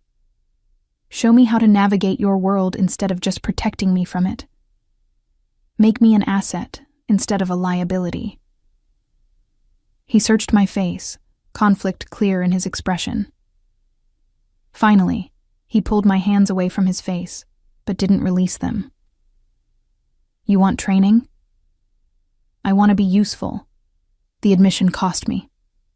"I want to be someone you trust to handle herself, not someone you have to constantly rescue." "Fine." His decision was abrupt and definitive. "But the training starts now, and the first lesson is understanding consequences. You arranged a meeting without knowing if Marco Marchetti actually wants peace or if this is a setup. You put yourself in Victoria's sights by admitting you have influence over my decisions. And you did all of this without consulting anyone who actually understands these dynamics. So I made mistakes. I pulled my hands free, crossing my arms defensively. I'll learn from them." "No." He moved closer, eliminating the space between us. "Mistakes in my world don't come with gentle corrections and room to improve. They come with violence and retaliation, and people you care about getting hurt. You want to be useful? Start by understanding that every choice you make now has consequences for more people than just yourself." The words hit harder than I expected. In my determination to prove I could handle his world, I'd put not just myself, but potentially Matthias and everyone at the estate at risk. The realization was sobering. "I'm sorry." The apology emerged quiet and genuine. You're right. I acted impulsively without thinking through the implications. But you did successfully negotiate a meeting I've been avoiding for months. His expression softened slightly. Which suggests you have instincts for this, even if your execution needs work. So you'll honor the meeting? Hope flickered in my chest. I'll honor it. He pulled me closer, his arms coming around me. But you're coming with me, and you're going to watch how actual negotiations work. Consider it the first part of your training. Relief washed through me. I'd expected fury, possibly rejection. Instead, he was adapting, incorporating my reckless choice into something strategic. Thank you. Don't thank me yet. His voice carried warning. Tuesday's meeting could still be a disaster. Marco Marchetti isn't someone who forgets grudges, and my history with Victoria complicates everything. But we'll face it together, and maybe, your impulsive negotiation will turn out better than it has any right to. We stood there in his office, holding each other as sunset painted the windows orange and gold. And I realized that somewhere in the last few months, I'd stopped being just a woman restoring books, and had become someone willing to fight for her place in a dangerous man's complicated world. The consequences of that transformation were still unfolding. But for better or worse, I was committed now. Tuesday arrived with unseasonable rain, as if the weather understood the tension crackling through every hour leading to noon. I dressed carefully. Dark pants, a silk blouse in deep gray, low heels that wouldn't slow me down if running became necessary. Matthias had been explicit about the dress code. Professional but not flashy, expensive enough to command respect, but not so expensive as to suggest vulnerability worth exploiting. You look perfect. He appeared in my doorway, my quarters that I'd insisted on keeping despite spending most nights in his, dressed in a charcoal suit that made his gray eyes look like storm clouds. But I need you to understand something before we leave. I turned from the mirror, meeting his gaze. I'm listening. Marco Marchetti is not a businessman who occasionally deals in gray areas. Matthias moved closer, his expression grave. He's a man who built his empire on violence and intimidation, who sees negotiation as weakness unless it's backed by absolute force. He'll be looking for vulnerabilities today, and you're mine. Then I'll be careful not to show weakness. I reached for my bag, but he caught my wrist. Nadia, I'm serious.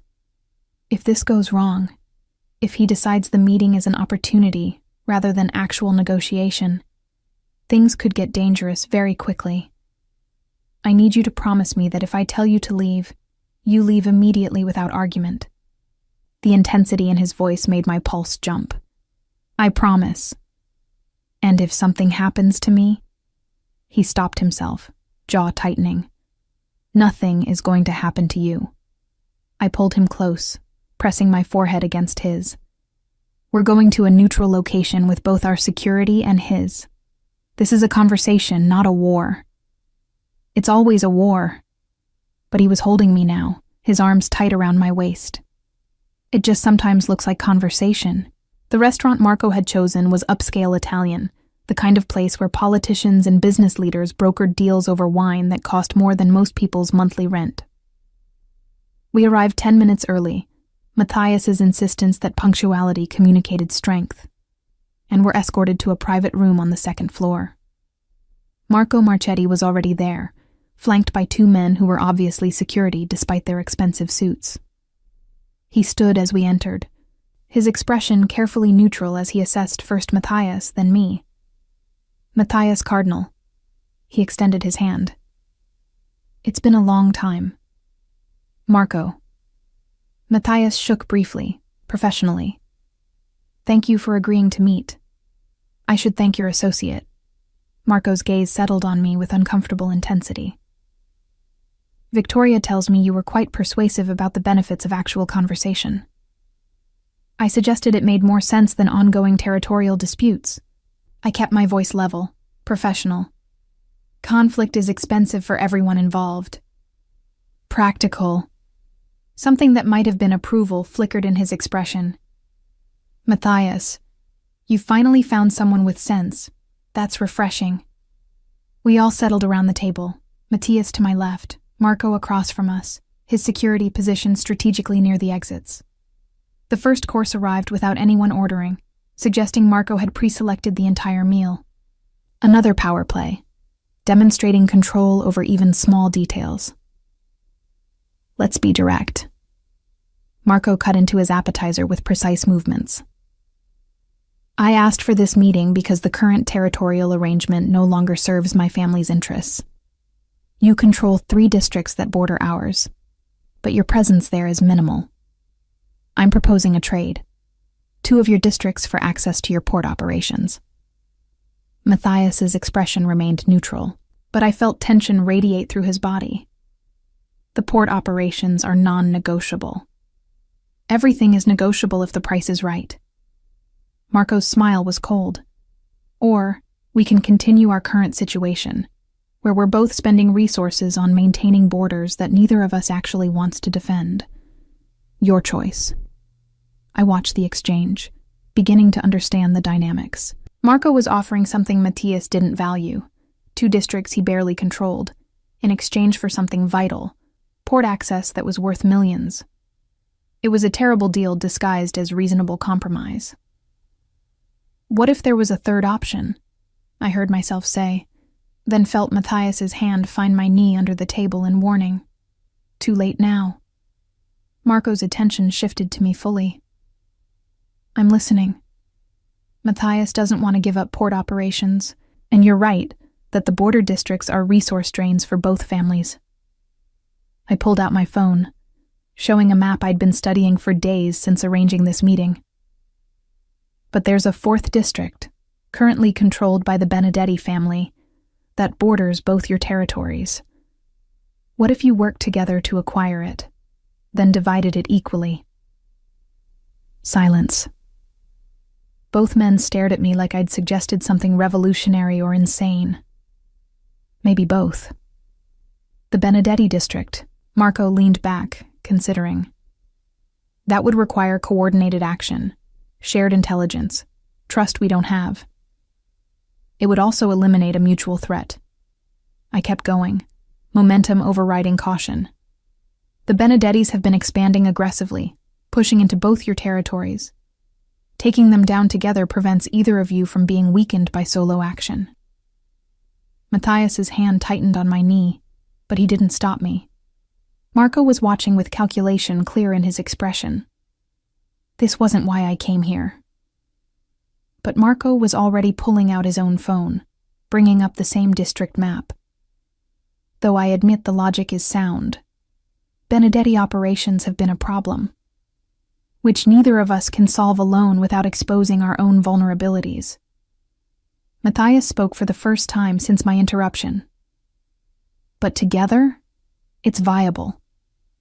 The conversation shifted then, both men discussing logistics, resource allocation, timeline for coordinated action.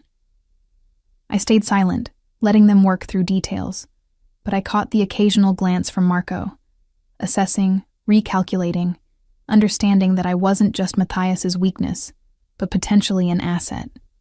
The meeting lasted 3 hours. By the end, they'd agreed to a provisional partnership for taking down Benedetti operations, with details to be negotiated by their respective legal teams. Not a permanent alliance, but a temporary cooperation that served both their interests. As we prepared to leave, Marco caught my arm gently. Victoria was wrong about you. She thought you were another pretty distraction. But you're something more dangerous. You're someone who actually understands how this world works. I'm learning. I extracted my arm carefully, not making a scene but making the boundary clear. Learn faster. His smile held warning.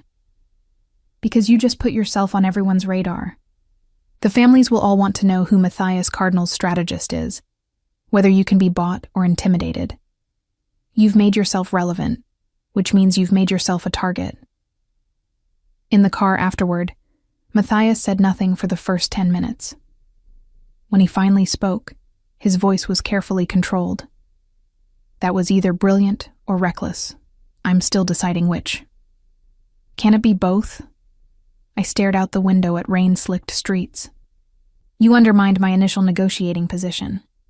But there was no heat in his words. I went in planning to refuse his proposal and threaten escalation if he continued border disputes. You pivoted to collaboration instead, because escalation would have cost resources you can't afford right now. I turned to face him. Your own board is questioning your focus. Adding a border war to that instability would have been disastrous. How do you know about board concerns? His eyes narrowed. I read the minutes from your last meeting. They're on your desk. At his expression, I shrugged. You said you wanted me to understand your world. Understanding requires information. He stared at me for a long moment, then laughed. Genuine, surprised, delighted. You're reading confidential board minutes to prepare for negotiations you weren't supposed to be part of. I'm being strategic, I defended. You wanted me trained. This is me training myself. And by diving into the deep end and hoping you can swim. But he pulled me closer, pressing a kiss to my temple. Grace was right. You're either the best or worst thing that ever happened to me. Why not both? I repeated, settling against his side. We rode in comfortable silence back to the estate. But as we pulled through the gates, my phone buzzed with an unknown number. The message was simple. Well played today, but the game is just beginning. V. Victoria. Watching, assessing, planning her next move. I showed the message to Matthias. She's not going to let this go. His voice was grim. You humiliated her by succeeding where she failed, and people like Victoria don't forgive that. Then I'll deal with her when she makes her move. I deleted the message. I'm done running from complications, Matthias. I'm in your world now. That means accepting that some people will see me as a threat. And if the threat becomes violent? He caught my chin, forcing me to meet his eyes. If Victoria or Marco or someone else decides the best way to hurt me is through you, then you teach me to protect myself. I held his gaze steadily. Like you promised. Real training, real preparation. I'm not asking to be coddled anymore. He studied my face, searching for doubt or fear. When he found neither, something shifted in his expression. Pride, maybe, or recognition. Okay, training starts tomorrow. And Nadia, it won't be gentle. I didn't expect it to be.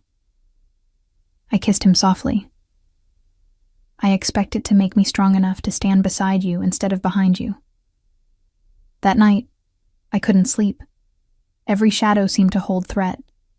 Every sound suggested danger I wasn't trained to identify.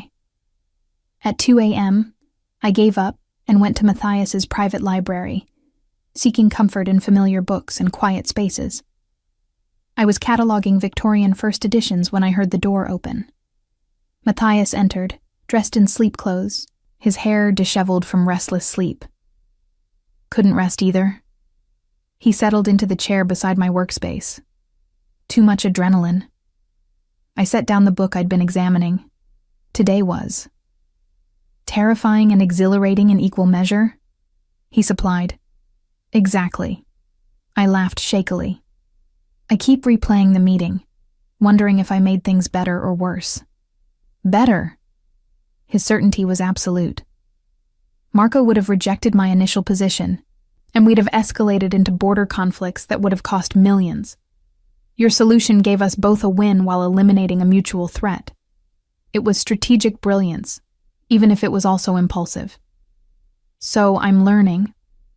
I turned to face him fully. You're learning that you have instincts for this. He reached out, tucking hair behind my ear, which is both reassuring and terrifying. Because now I can't pretend you're just someone I'm protecting. You're becoming someone I work with, someone who makes strategic decisions that affect both our lives. Is that a problem? I held my breath, waiting for his answer. It should be. He pulled me into his lap, wrapping his arms around me. Every logical part of me says you should stay in this library, away from negotiations and threats and the violence of my world. But watching you today, watching you think 3 steps ahead and find solutions I hadn't considered, I realized something. What? I settled against his chest, feeling his heartbeat steady and strong. That I don't just want to protect you anymore. His voice was quiet, vulnerable. I want to build something with you. An empire that's ours, not just mine. A life where you're not someone I shelter, but someone I trust with everything. The admission made my throat tight. That's a lot of trust to place in someone who's been in your world for 4 months. 4 months where you've proven yourself repeatedly. He tightened his arms around me. You chose to stay when you could have taken Lisette's money. You negotiated with Victoria when you could have let me handle it. You found a strategic solution today when experienced negotiators would have escalated. You're not just surviving my world, Nadia. You're beginning to thrive in it. I wanted to believe him. Wanted to think I could actually build a life here, beyond just restoring books and being the woman Matthias Cardinal was obsessed with. What if I fail? What if the next crisis I try to handle ends in disaster? Then we'll handle the disaster together. Simple. Certain. That's what partnership means. Sharing the wins and the losses. We sat there in the quiet library, holding each other as rain continued outside. And I let myself believe, just for a moment, that maybe I could actually do this. Maybe I could be both the woman who loved books and the woman who navigated dangerous men's complicated worlds. The training would begin tomorrow. The threats would continue. But for tonight, I was exactly where I wanted to be. In Matthias Cardinal's arms, in a library full of stories, planning a future that was terrifying and beautiful in equal measure. The training was brutal. Matthias hadn't been exaggerating when he'd said it wouldn't be gentle. For 2 months, I spent mornings in the library restoring books and afternoons learning to read micro-expressions, identify threats, understand territorial politics, and, most surprisingly, basic self-defense from a woman named Rachel Bishop, who taught me that small size could be an advantage if you knew how to use leverage. Stop thinking. Rachel twisted my arm behind my back, demonstrating a hold. Your brain is excellent for strategy, terrible for physical confrontation. When someone grabs you, your body needs to react before conscious thought. I practiced the release she'd shown me, finally executing it correctly on the 5th attempt. Rachel nodded approval. Better. Again. By the time evening came, I was exhausted but buzzing with new knowledge. Matthias would find me in the library, and we'd review what I'd learned. Not just the physical training, but the strategic lessons from his world. He taught me to read contracts, spot manipulation tactics, understand the subtle hierarchies that governed interactions between families. Marco texted me today. I showed him my phone during one of these evening sessions. He wants my opinion on the Benedetti acquisition timeline. Matthias's eyebrows rose. He's texting you directly? Is that a problem? I worried I'd violated some protocol I didn't understand. No. But he looked amused. It's unusual. Marco doesn't consult with anyone outside his immediate family. The fact that he's asking your opinion means he's beginning to see you as a player in your own right, not just my associate. Is that good or bad? I set down the book I'd been restoring. Both. He pulled me into his lap, a position we'd fallen into naturally over recent weeks. Good because it means you're gaining credibility. Bad because it means more people will see you as either an asset to cultivate or a threat to eliminate. Victoria already sees me as a threat. I'd been receiving increasingly aggressive messages from her, each one making it clear she wasn't done with me yet. Which is why you need to be prepared.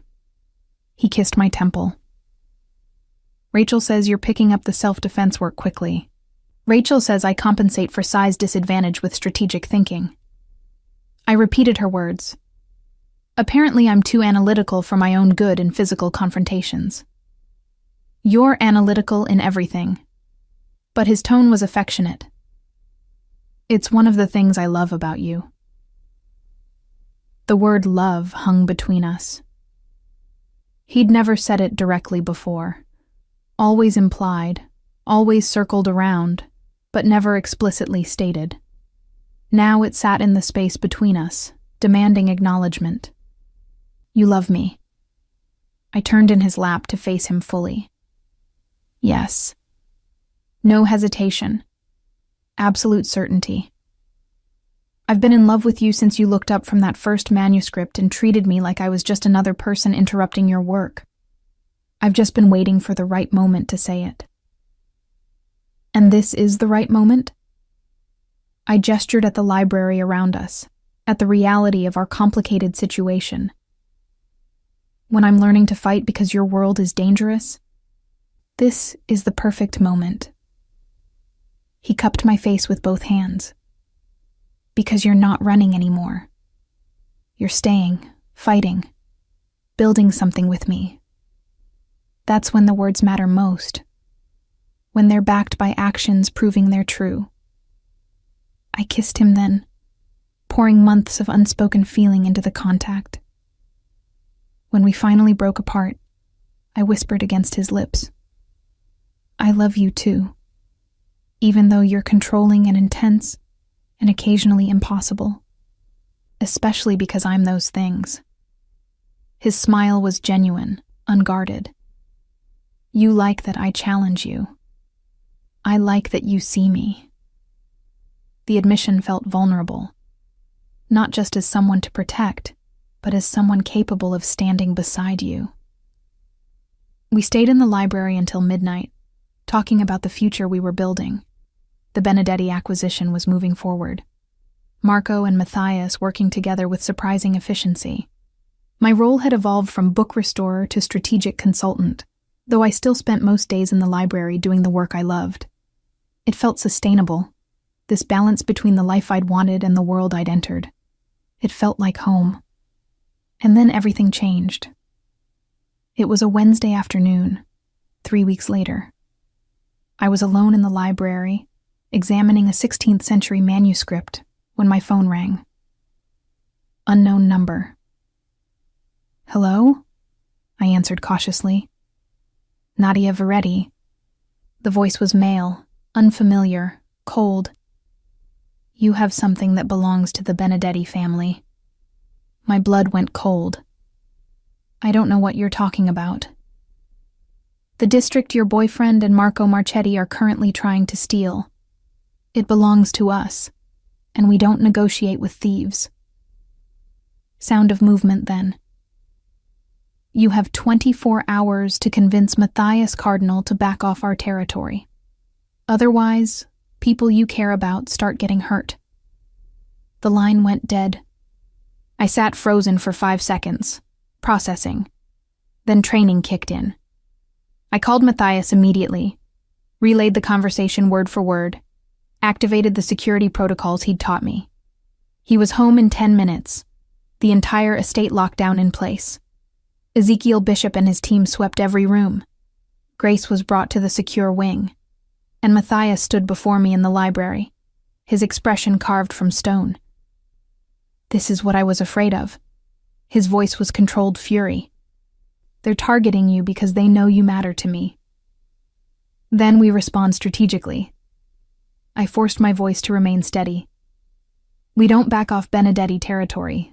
That shows weakness. But we increase security, make it clear that threats against me will be met with escalation they can't afford. Or you leave. He moved closer, gripping my shoulders. You take Grace and Rachel. Go somewhere safe until this is resolved. Let me handle the Benedettis. No, the word was absolute. I'm not running, Matthias.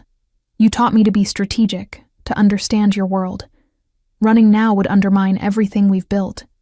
It would make me look weak, which makes you look weak. I'd rather look weak than lose you. raw honesty in his voice. And I'd rather stand beside you than hide while you fight my battles. I covered his hands with mine. We face this together. That was always the deal. He pulled me into a fierce embrace, his body trembling slightly with suppressed emotion. If something happens to you because of my world, it won't, I interrupted. Because you've trained me. Because we have security. Because we're going to be smart about this. The next 24 hours were tense.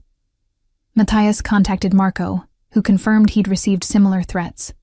They agreed to accelerate the Benedetti acquisition, moving up the timeline from months to weeks. If the Benedettis wanted war, they'd get coordinated action that would crush their operations before they could retaliate. I stayed in the secure wing, continuing my work, but surrounded by additional security.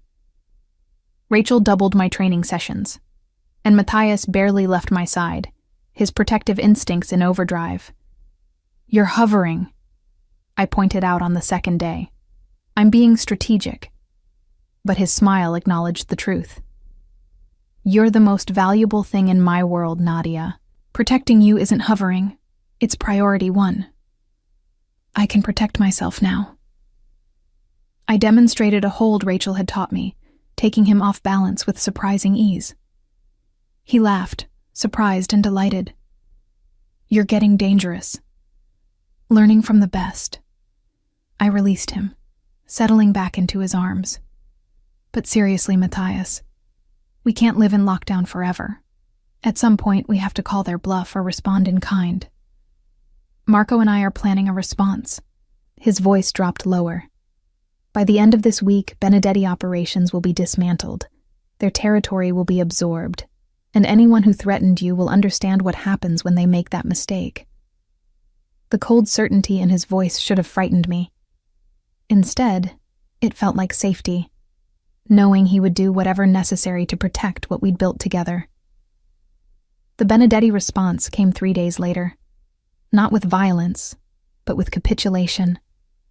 They agreed to sell their territory at a significant loss, accepted new boundaries that favored both Matthias and Marco, and issued formal apologies for the threats against me. They folded.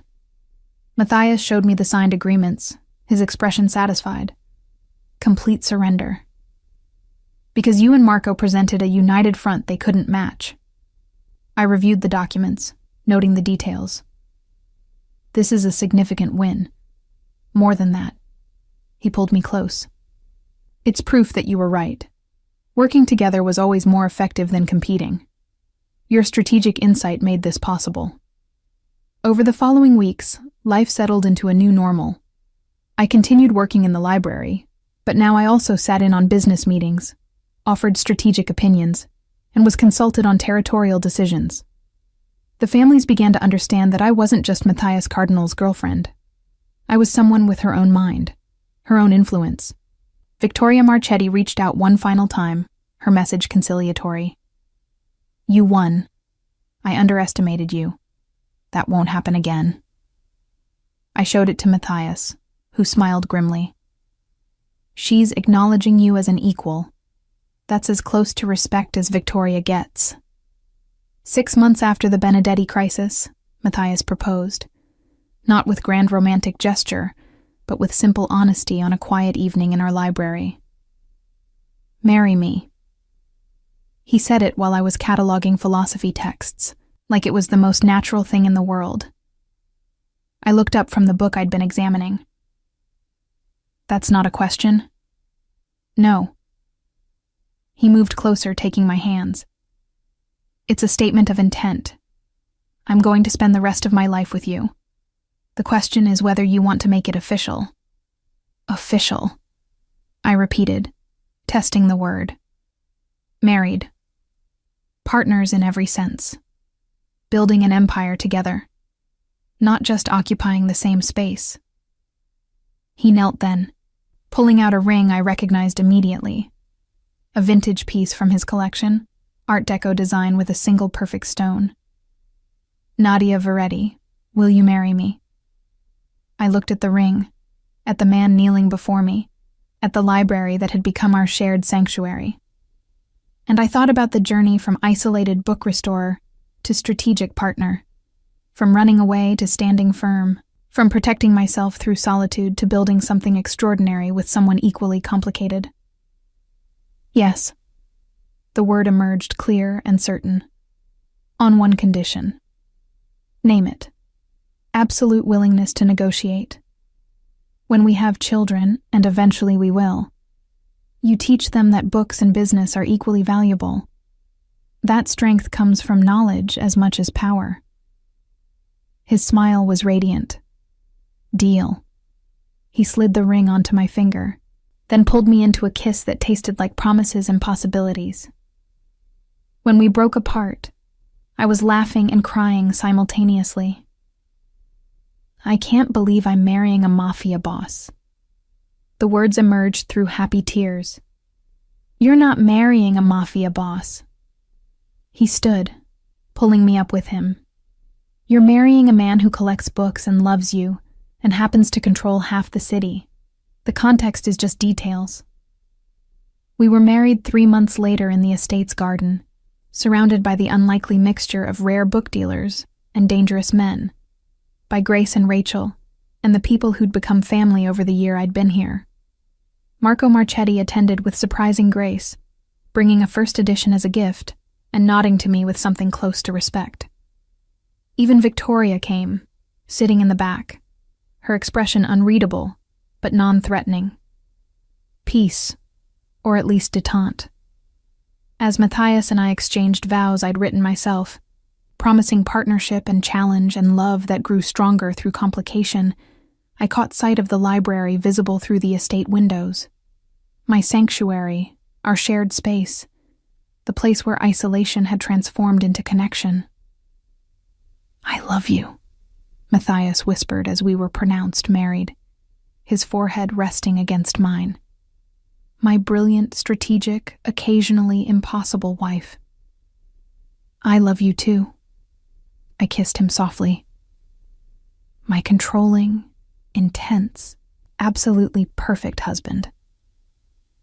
The reception lasted until dawn, and as the sun rose over the Cardinal estate, my home now, fully and completely, I stood in Matthias's arms and marveled at the journey. From a woman running from collectors and debt, to someone restoring books in isolation, to a partner standing beside one of the city's most dangerous men. From being invisible, to being seen, to being essential. It wasn't the life I'd planned. It was better, more complicated, more challenging, more thoroughly, completely real. And as Matthias spun me around the dance floor, both of us laughing with joy that had nothing to do with strategy and everything to do with love, I knew I'd made exactly the right choice. I'd stopped running. I'd started fighting. And I'd built an empire of books and love and strategic brilliance with a man who taught me that being seen wasn't the same as being vulnerable. It was the beginning